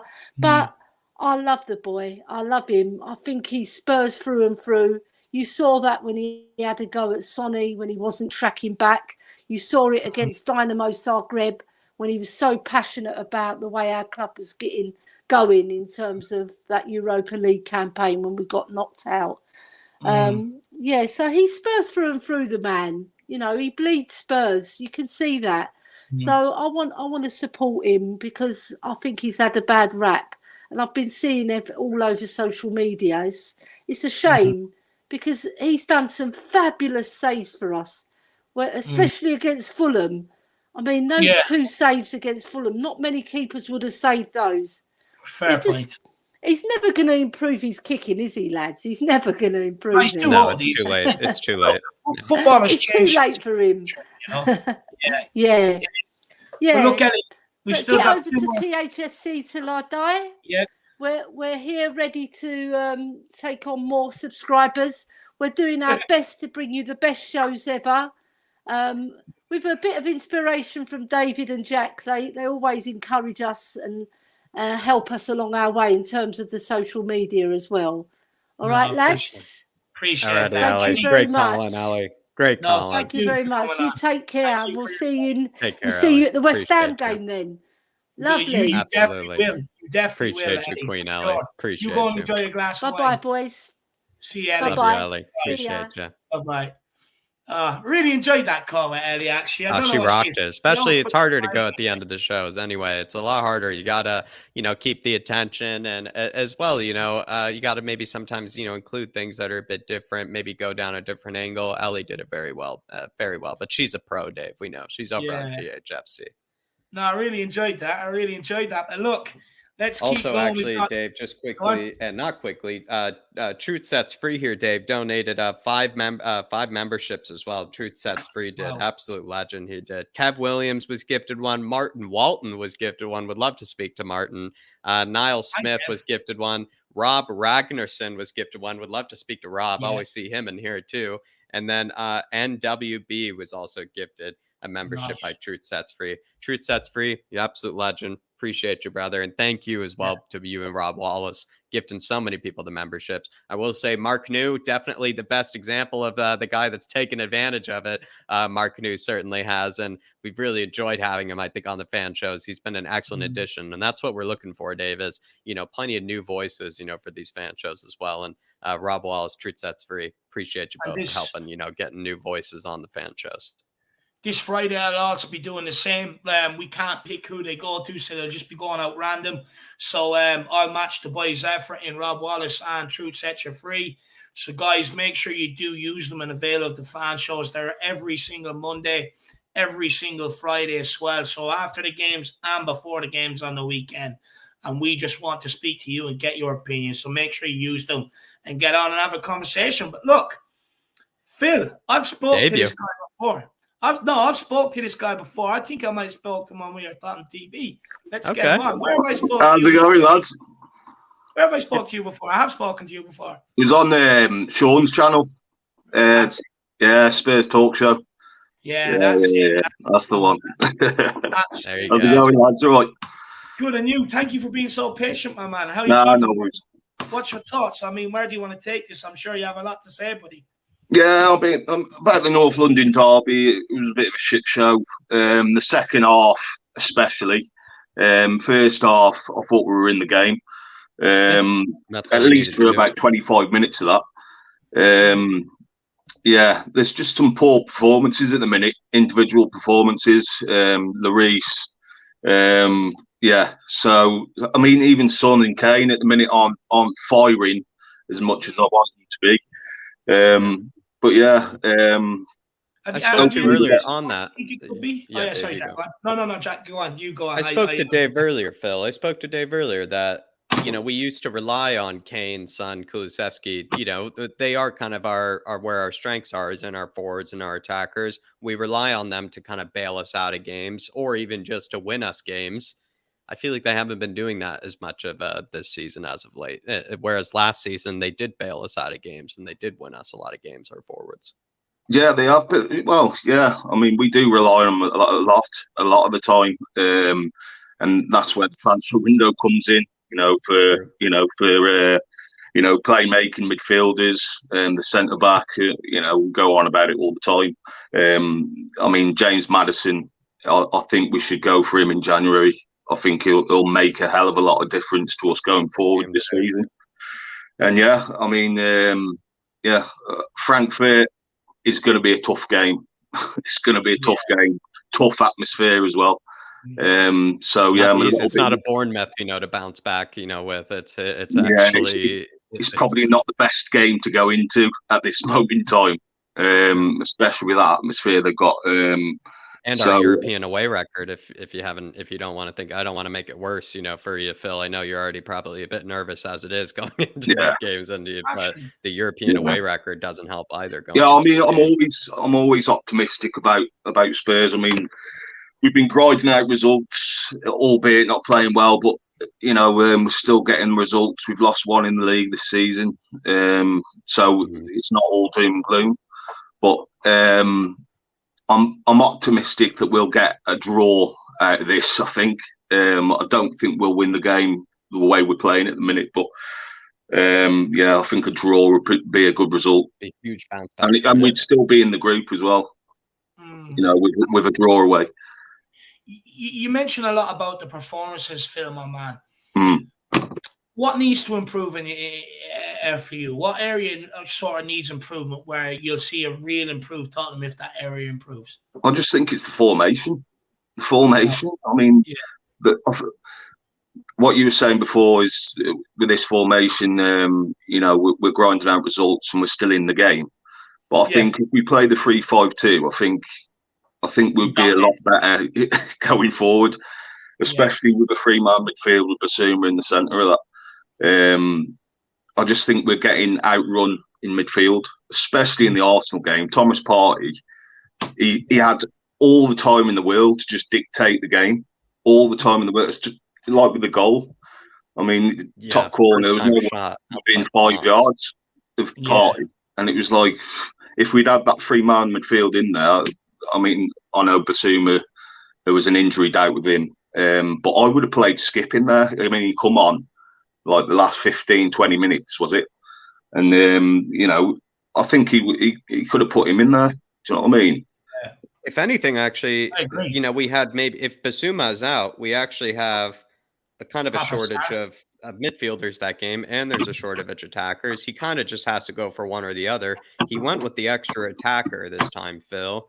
I feel like it sort of kind of went back to bite him a little bit with the red card and everything, because then the only substitutions he can really make are kind of more conservative, negative kind of substitutions. And that's where it starts to become a problem, is, with maybe starting with the 3-4-3 relentlessly, is when you do find yourself in a position where the personnel available to you on the bench because of injuries, I don't know, he couldn't make an impact on the game because he went with all of his guns first. Yeah, we don't have an option off the bench, do we? If we play the 3-4-3, we're playing all our attackers in one go. We've got nothing with coming off the bench. Kulusevski out, with Lucas out, with exactly. So I mean, it would have been made more sense just playing the 3-5-2. I mean, Skip probably weren't match fit, but he would have done a job in there with three in midfield, you know. And then you could have brought Richarlison off the bench, later on in the game, and I would have played Son and Kane up front because they played well against Leicester in the latter stages of that game, and it worked. So I think Conte is a bit stubborn. I'm not Conte out with all the fans. I was just going to ask you, Faz Radfire super chat here. He says, "Get a grip to fans if thinking to question Conte." And there's been a lot of questions asked of Conte, a lot of things said about Conte. Where do you stand on that whole thing on Conte? Phil? Me personally, I think it's absolutely madness. But everybody is entitled to their opinion. But you know, what's your thought? What's your opinion actually? What's your thoughts? Yeah, it's just a joke. Absolute joke, like how people want Conte out with, a full season. That he's had one transfer window, is it? Well, half a transfer window or something like that. He's had 2 transfer windows. He's had January and the summer. Yeah, so I mean, January's it's a hard window to get players in anyway. But it's just ludicrous the way people just want him out straight away just because we've lost one game in the North London derby. It's shocking. Phil, I think he's got. I mean, he already has credit in the bank with the pedigree that he has as a manager. But then after that, he got us into Champions League from the position we were in. Nunes. You just feel like he has that credit in the bank, if you know what I'm trying to say there. He needs to be given more time. I mean. He needs at least 3 more transfer windows to get this team the way he wants it. That's the way I see it. And you just got to give him time. Just have patience.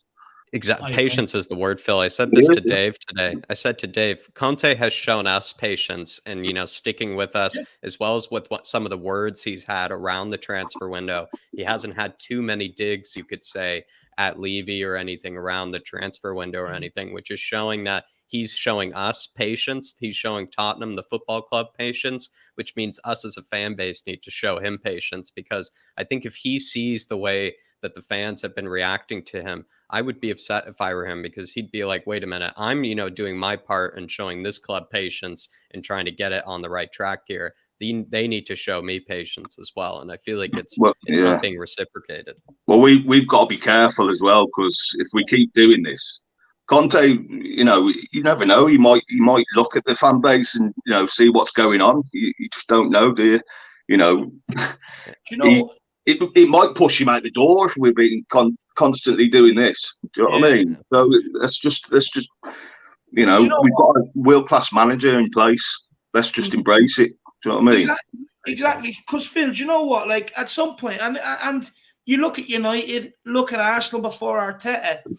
You can keep turning over managers, but there will come a point where the club will stop doing that. They'll bring in a young gun and they'll try and build something with him and build us back up again. A bit kind of like what Tottenham done with Pochettino. Bring someone in here maybe with a bit of a point to prove that plays good, sexy football and see what he can do. But at some point, we're going to have to stop. And we will end up sticking with a guy. And it'll be a guy that no one really wants here in the first place. So I urge people, before it gets to that point, just give Conte the patience. This guy, Jack's right. And Phil is right. This guy had plenty of patience with us. He sat there and said, "Oh, you want me to work the wings? Fine, I'll do it. No problem." This guy got us to top 4 with the bare 11 in the squad. No substitutes off the bench. No one to make an impact. And honestly, and the clear out he's done of some of the shitheads that have been here that have abused Tottenham, took the money out of the club, not done anything in the pitch to return it, anything like that. So I just urge people, just give the guy a bit of patience. Like he stuck with us when we were in our worst, bare 11 just to play every week and still got us top 4. Yeah. Well, I think at the point of the last season where we were, the amount of points we were behind Arsenal, I think he overachieved with us being in that position at the end of the season. With the squad that we had and the bare 11 that we had, I think he did a great job for us to get into top 4. Some of the results he had, when you think and now 9 games into this season, he's being judged with one game left. Yeah, This guy did what no manager did last season. He picked up 2 points against Liverpool, deserved to win both games against Liverpool as well. Also, against Man City, he picked up 3 points when nobody was picking up points against Man City.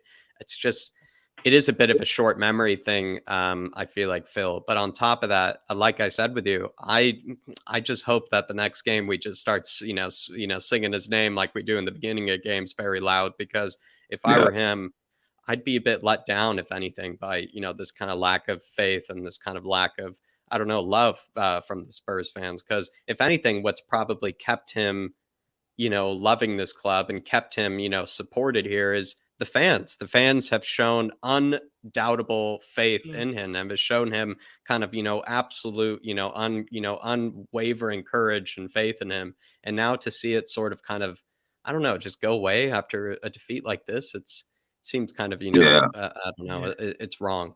I think majority of the fan base are not saying Conte out. Probably true. The louder voices are the Conte out. Yeah. But thoughts on maybe Frankfurt? Let's go into that. A tough game, my man. Emerson, I don't know if we got your thoughts on him. He is probably going to be playing tomorrow.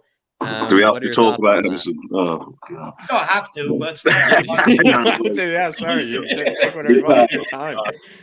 About Emerson. I mean, it's a good point what Dave said about Emerson with the how much money he's spending on his training and whatnot. And Dele Alli and players like that didn't do that when they were there. You know what I mean? When they were, in poor form, they didn't help themselves in that situation. So that's a good point that Dave says about Emerson with helping his career in that sense. But yeah, I would drop him. That I think what he did in the North London derby was inexcusable. Like, I feel like he needs a lesson in some way. Yeah, I think he needs to be dropped. I think I probably wouldn't put Spence in at this time, but I'd probably play Doherty in that game. If I'm honest. What do you think of Conte's courts on Doherty today? Now, I'm not seeing him in the right way to start the game. I'm not stupid. I don't want to lose. What do you think? Yeah, shocking. I was shocked. Absolutely shocked. Like, come on, Doherty's gonna see that, isn't he? Tell us how you really feel, Conte. This sort of situation. Yeah, I don't know where he's coming up from that for that really, but I'll be honest. I think that I don't want to lose part. I know where he's coming from defensively. I keep telling the people about this guy. Defensively, he's absolutely suspect. And going forward, yes, you can get a decent game out of him, but you can also frustrate you a lot going forward. The reason why, as an Irishman, I understand where Conte is coming from. Yeah. Well, the reason why I'd play Doherty instead of Emerson, full stop anyway, is because we need something going for. He's a better crosser of the ball than Emerson is. Emerson, he can't play on his own on the right wing. He can't. Yeah, he needs Cooley with him every single time. He just plays it simple. Emerson does. But if you play Doherty in there, he has got an end product. He has. But like you say, his defensive capabilities, are suspect. But I think across the ball than Emerson is. Do you know what? I slightly disagree on the end product. Let me tell you why. I was up at the Aviva last Tuesday night. I watched him against Armenia. They sat back for roughly about 60 minutes. And I know they went up and scored 2 free goals. But the amount of time Doherty got that ball out the right-hand side and had acres of space to run at his guy, try and beat him and put it across and make something happen, he refused to do it. And it comes back to what I say, what he does every single time.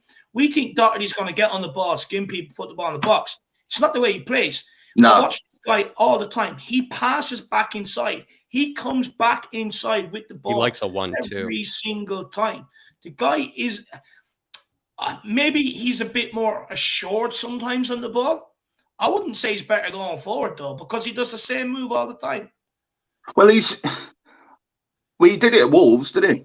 I mean, he had that season where he scored, was it like 6 or 7 goals in one season or something like that? Again, that was him coming inside, but inside late into the box. We're asking him to get outside his man, beat him, and put You play to his strengths, don't you? I mean, yeah. You know, it all depends on what Conte is saying in for, you know, what he's telling him to do. But I think he's more of a goal threat than Emerson is. I don't, like you say, he's not a player where he takes a defender on and crosses the ball, but he's got more of a cross than Emerson has from a standing point. From a standing point. Yeah. If we ask Emerson to come inside and, you know, come into those, you know, kind of inward areas, you know, those areas of the pitch and, you know, make more of those, you know, inverted sort of runs, maybe is the better word. Maybe Emerson's doing the same thing. So maybe Doherty, who's had success doing that before with Wolves, might not be a bad shout. But if anything, Phil, I think Jed Spence is the one that we all want to see Conte 100%. probably show the real faith towards, right? 100%. I'm just baffled with, you know, why he isn't just giving him a chance. Like, you know, he's had 20 minutes coming off the bench. I'm just baffled, really. He's had 3 minutes, really. Let me ask you this: do you think he's not playing because of his ability, or do you think that him and Conte don't get on? And the reason why I say that, if what Brad brought up is true, that his sister's out in the paper talking about Conte and stuff like that, could there maybe be a bit of friction? Maybe. I don't know what goes on behind the scenes, like, but it's got to be something like that, because from what I've seen with Spence, albeit in the Championship, but he's played against Premier League teams and looked really good against Liverpool, against, was it Leicester, and I can't remember the other one now. Against Arsenal, so he has got the ability. He just needs to be given a chance. Definitely.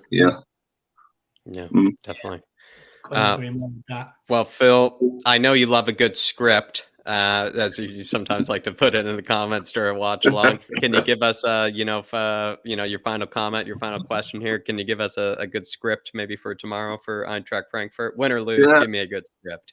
I'm just saying to Spurs fans, keep the faith. Don't say Conte out. In Conte we trust. That's what the saying is. And let's get a result tomorrow. Get back to winning ways, and let's smash Frankfurt. Come on. Absolutely love that. 2 things before you go. Are you in my group chat? I don't think so, mate. Nah. We need to make that happen. Email me your number. Second of all, I want to see you on more of these fan shows as well, brother. Yeah, no worries, mate. No worries. Yeah, it's been a long time coming. I should have been on here earlier, really, but I'll be on a lot more of them. We'll be seeing you very soon, Phil. And if you're able to come on Friday, we want to see you Friday. If you're able really to enjoyed that conversation, my man. Big yourself. Yeah, man. No worries, lads. Big up, lads. Phil. Big Appreciate up. See you later. Thanks for your patience. See you, my man. Bye-bye. No worries. Bye. And look, we'll move on to the last. Moving on to the last guest of the evening, and it is Dermot. Oh, sorry, actually, quickly, we've got a couple of things to do. Dermotron, THFC till I die. She's there, a bit like Kelly, sending in a super sticker, even though he's coming on. Really appreciate it. Let's see what that super sticker is. Oh, yep. Let me check it, Dave. Just give me a second here. I think it's somebody shooting up into space here, Dave. Just let me check. Yep, it's actually the fireworks are shooting up into space here, Dave. You know, just having a blast here. The cat's jumping up into space. Dermot, hopefully it's just him maybe on his way over to Frankfurt, maybe after a good result over there. But Dermot, these are the type of emotions that we want to be seeing maybe post North London derby, but maybe after Frankfurt. This is how Dave and I will be looking. You never know. Sometimes Dave and I can have a pretty short memory in the middle of the watch along. So who knows? Maybe that'll be my celebration. Come a Harry Kane goal against the Frankfurters. But Dermot, really appreciate you, my man. But yep, Dave, just fireworks jumping into the sky. Normal kind of Dermot stuff, especially after a game like this. No, absolutely love it. Absolutely love it. Well, look, let's get him on. Let's see if he's expecting fireworks tomorrow. Maybe that's what it's about. Just quickly before we do, though, Georgie, new channel member as well. Absolute legend. Big up, George, my man. Really appreciate support. Hopefully we see you on the fan shows every Monday, every Friday, my man. We will be ending this one in a few minutes, but Friday, before the big games on the weekend, please do come on and have your say. And he says, Big up, Dave and Jack. Well, Georgie, big yourself up, my man. Really appreciate the support, lad.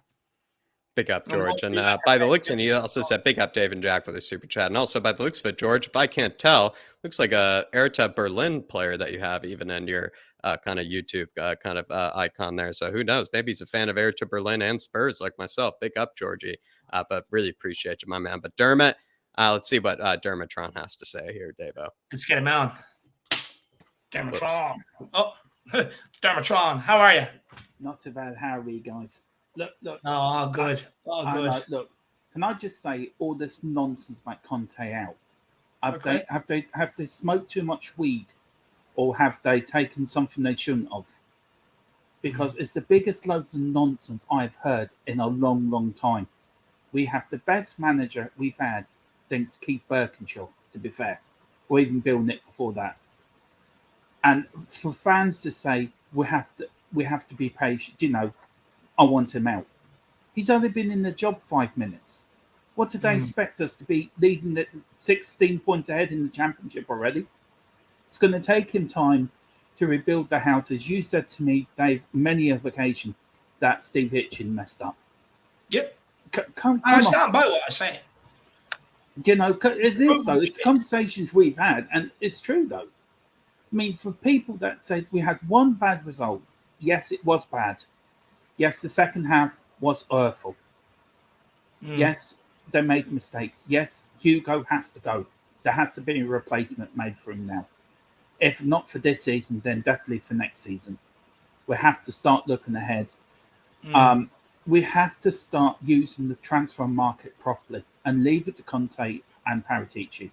Let them do their work. And let's not all get all hyped up or overexcited. We're third in the league. We've only lost one game. I think we've lost two out of the last. We've lost 2 games since last April. That's if you look at it that way, and we're complaining. Yeah, they've taken too much wacky backy, or they've taken something they shouldn't have, because it's the biggest load of cobblers I've ever heard in my entire life. I nearly choked on my coffee when I started reading that. We're just impatient, and I get where it comes from. I fully understand. It's trophies and stuff like that, and with how long it's been since the last League Cup, each year that goes by, it's just an accumulation of frustration, and it's getting to the point now where we don't want to give anything time. We want it now. But we have to understand with Steve Hitchin's recruitment and how piss poor it was and which way it was bringing the club in a direction. It stalled the direction we were going in, and it was putting us down. He spent 300 million, by the way, on transfers and stuff like that. So in order to be able to turn that around, get rid of all the shit that this guy has brought in, that we overpaid for, we brought in on massive wages at the end of a pandemic where it's hard to offload a lot of these guys, plus rebuild for what Conte wants.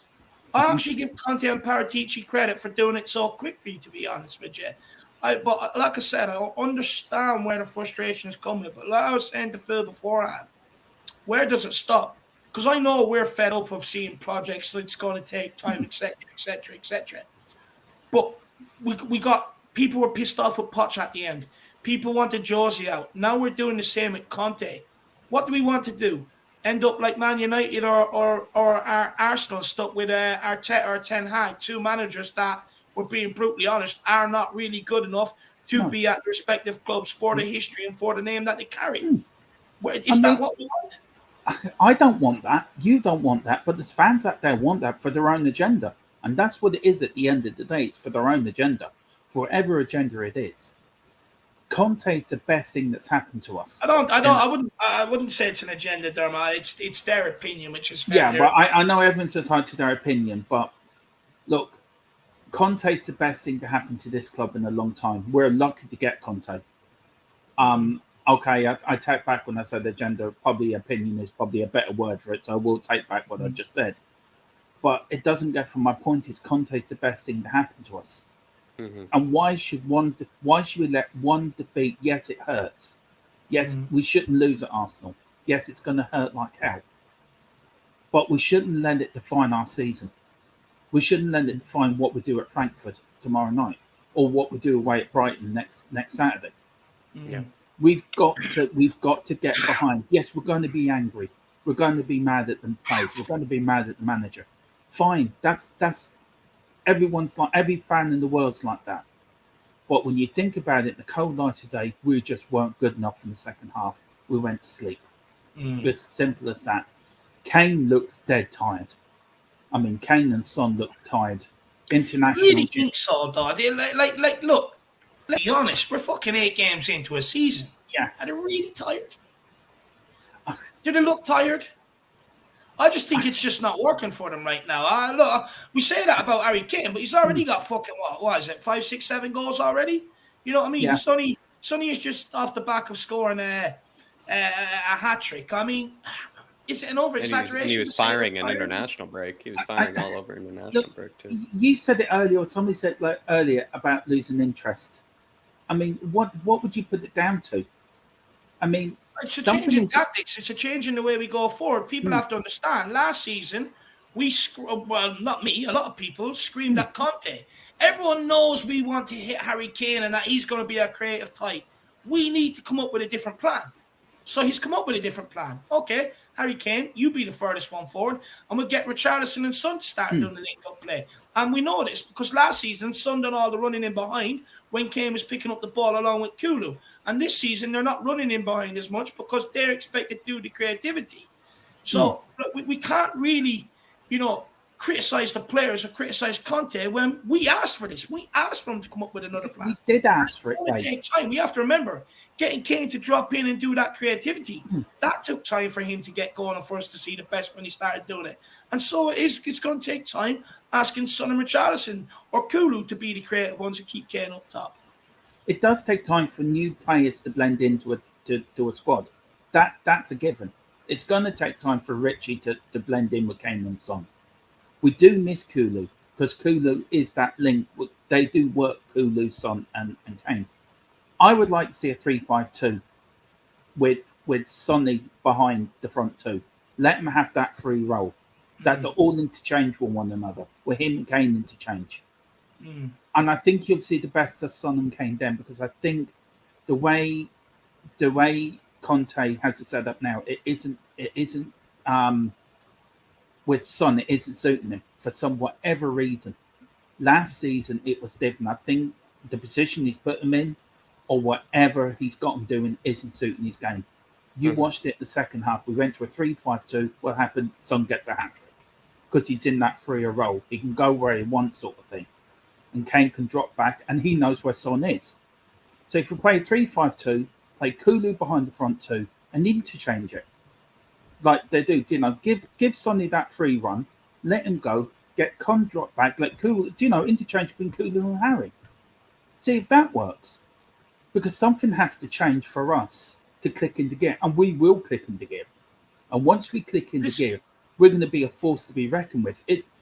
But this is what I'm saying, though, Dermot. It's going to take time. Like last season, to get Kane to drop deep and do all the creativity, it took a few teething problems for that to work. And when it did work, we went on a good run of spanking teams. Yeah. And it's the same with this. I agree we're not playing to Son's strengths, but we also give out that we were too predictable last season. And the minute we change it up, we're also giving out about it.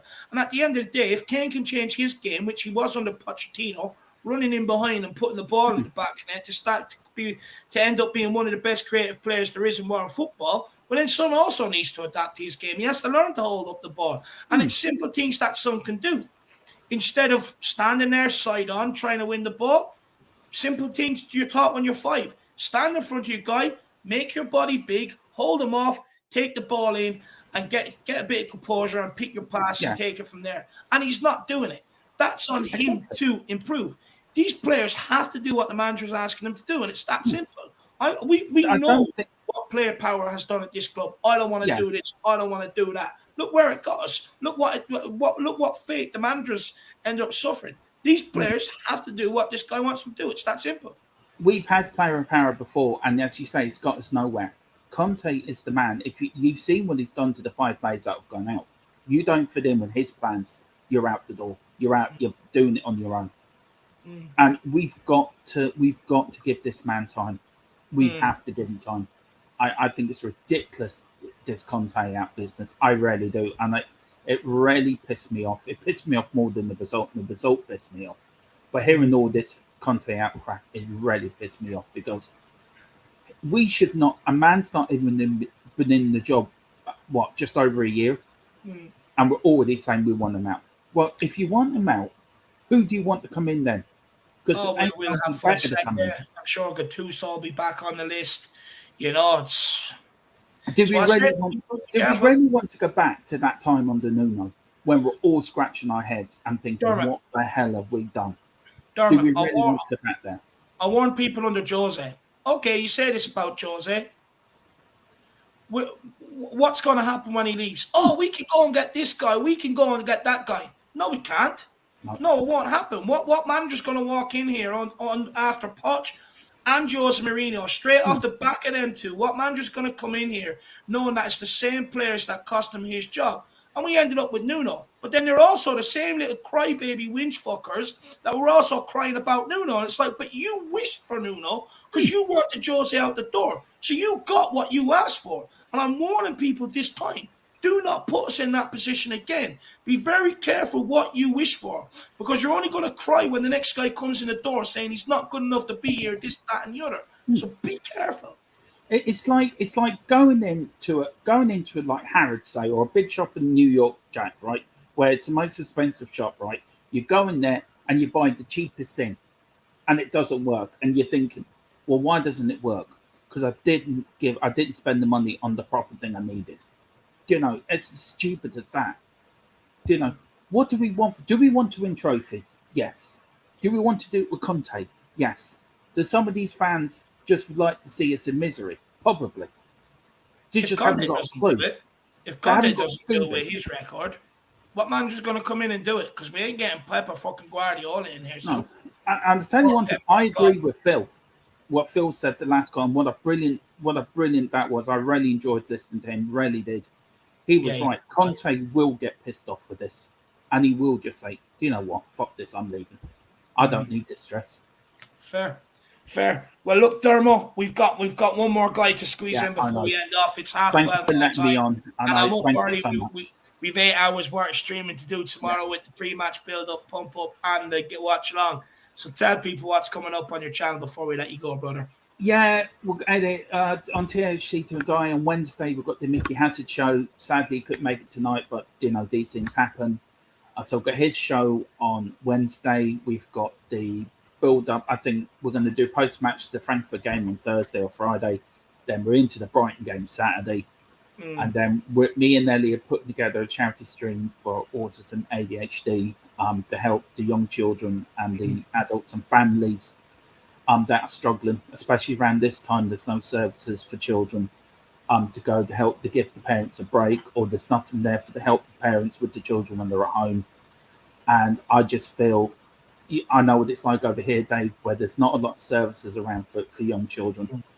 And I'm sure it's the same in the UK as well. And I just thought, while I have this platform, I want to do something to give back to the people that are suffering. And it's something close to my heart, as I am myself. And look, it's something. Hopefully, you guys will be involved in it as well. I'm trying to get a few channels involved in it. No, I'll be there. Of course. And do you know what I mean? And it's just I've seen friends and family go through heartache. And it's just something I don't want to see. Even if we raise €100, it's €100 that I know it can help a little child somewhere, and give him something like a sensory room or something that will help him sleep at night and stuff like that. So that's the reason. So yeah, that'll be in a couple of weeks, I think. So no, fair play. The next 2 weeks. So fair play. Well, look, my man, just let me know what the details. Let me know what the details is, and between myself and Jack, we'll work out about doing a couple of hours, for sure. But look, Dermo, we'll speak tomorrow. Yes, listen, we're 326 away from 1,000. Look, we want to get there before the start of the World Cup, but please do it here first. These lads have been absolutely fantastic. They've been supportive. They've been kind. They've been really good friends to me when I've needed them. And appreciate you, Dermot. The two gentlemen, and please. Let's get them to 10 grand, 10,000, not 10 grand. Appreciate it, Jerome. Jerome. Appreciate you, Jerome. it, Right, man. see you later, guys. Thank you, you brother. so much. Man. Big up. Big up. Best luck with Mickey Hazard on Wednesday as well. I am nervous as hell. Don't be. Don't Should be. be. See you, my man. Take care. Bye-bye. Bye-bye. What a call from Dermotron. I'm really enjoying these late night ones. You late night fuckers that are coming on. I'm really enjoying Coming them. on with really the am. energy, Dave, for you. They're coming on. They're pushing you, Dave. They're not letting you, get complacent. Big up, Ellie. She's coming with a super chat, and she's saying, "You're number one." And I actually really like the super sticker. It's actually quite artsy, I must say. It's actually quite, a nice design. So, Ellie, appreciate that. I must say, THFC till I die. All the work you're doing over there, Ellie. You're the absolute queen. Big up the Ellie Queen, Ellie Hoiberg, Dave. Big up, Ellie. Really appreciate the support. You're way too kind to us. Way too kind. And I can't wait to share another game with you. It was a really good day. And like I said, I think your support is actually really infectious. So don't ever change. Do not ever change. Great Colin as well by Ellie. No, absolutely love it. But look, we're going to squeeze this guy in. We're going to get him in because it is bordering on bedtime for me shortly. Daniel, how are you keeping, my man? I mean, after losing in North London Derby, I can't really say I'm good, but the best I can be after losing a North London Derby. Fair. Good to hear, my man. Look, good to hear. What's your opinions on it? Where do you think it all went wrong? What's your thoughts on the fallout after the game? I mean, tell us. Honestly, if you're saying Conte out, you have to take a quick look in the mirror and rethink everything, because the thing is that this fan base, the mentality, I've been going on at it since we lost in North London Derby for a long time now, because the fact that it's obviously the fans that want to see attacking football over trophies, and yes, they do exist. I cannot understand why they do think that. That is actually the main reason why we haven't won a trophy for 14 years. But this is exactly why when fans say that, all right, as long as we're winning, I'm fine with it. But when they say that, in the back of their mind, they're waiting for that first loss for them to go completely at the football that we're playing. So really, they don't actually mean that. But what I want to go to is here, I blame Conte, not for the tactics, not really for the tactics, but for not pressing for more squad depth. I think that the tactics that Conte plays, absolutely nothing wrong with them. What people don't understand is that when they say controlling a game or dominating a game, what they think of first is possession. For me, I don't think that. What I think of dominating a game is creating more chances. And we had countless of chances versus Arsenal. Countless of chances. Multiple chances that I can name you at the top of my head. But then, we've got players like Emerson Royale, who there was even one, I'm sure you guys remember, when we were on the breakaway, we could have had a chance to be 4 versus 2. If he would have pushed the play to the next spot, we would have definitely had an advantage to score. And then he trips over the ball. Yeah. Mate, you're a professional footballer. Tripping over the ball. You get paid millions and millions to play a sport that you're supposed to be good at. But you can't do the fundamental basics and dribble a ball. Yeah. The guy pays $1 million for an electronic chamber that was supposedly going to make him a better footballer. I don't know if you've seen the meme, but it looks it's an African prince scam. Let me ask you this, though, Dan, right? I get we're frustrated with Emerson. We're frustrated with his performance after North London Derby.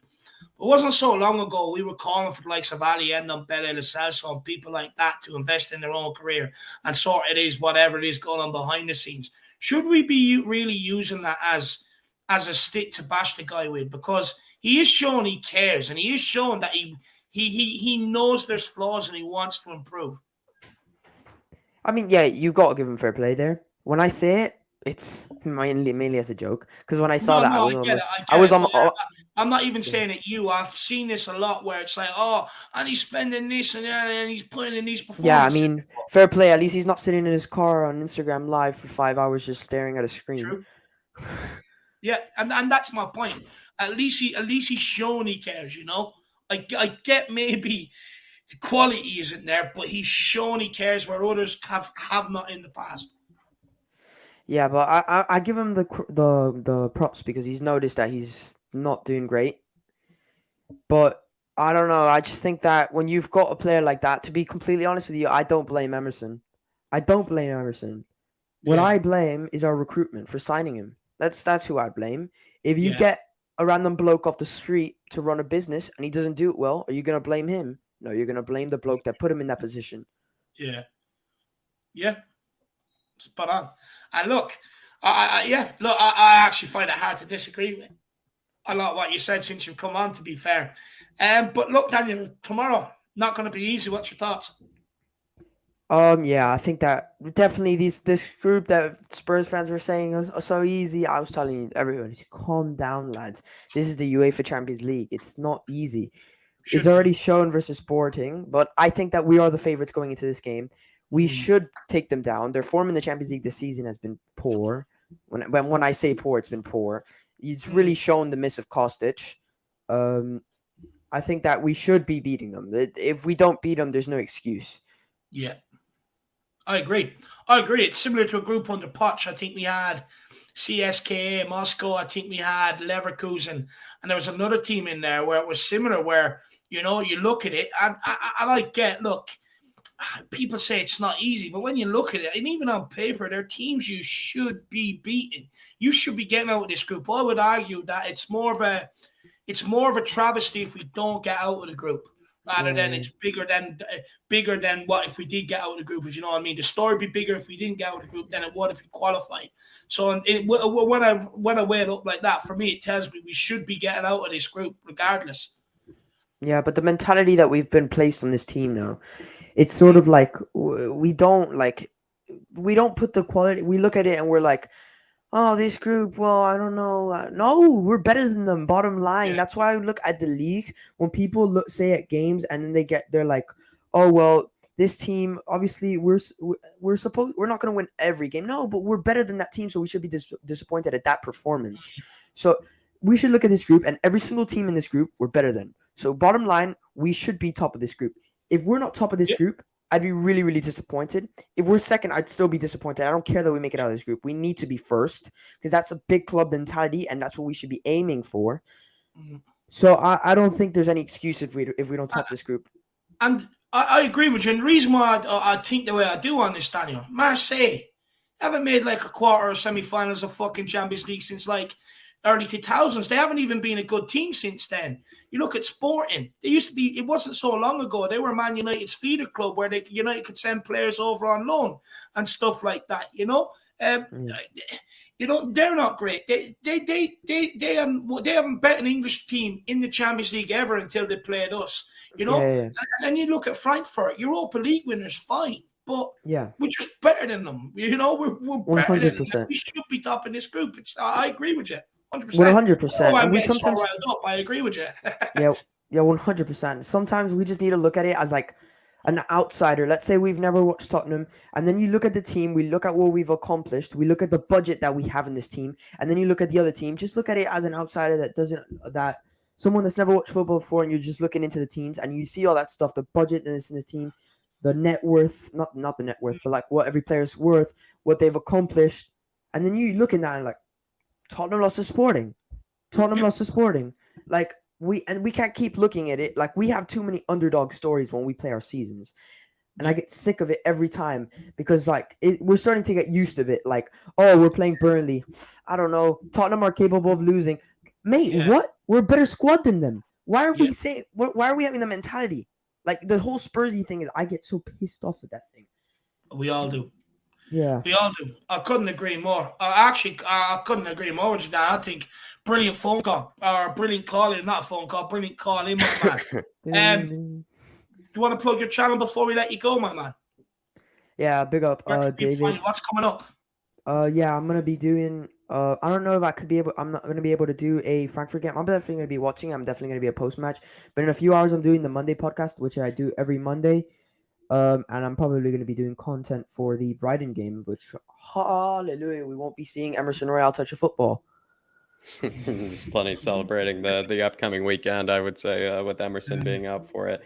Also, Ali celebrating a membership for 9 months as an elite member, says Dan the man talks ball, talks sense, talks for the young and as well for the old. Big up, Ali.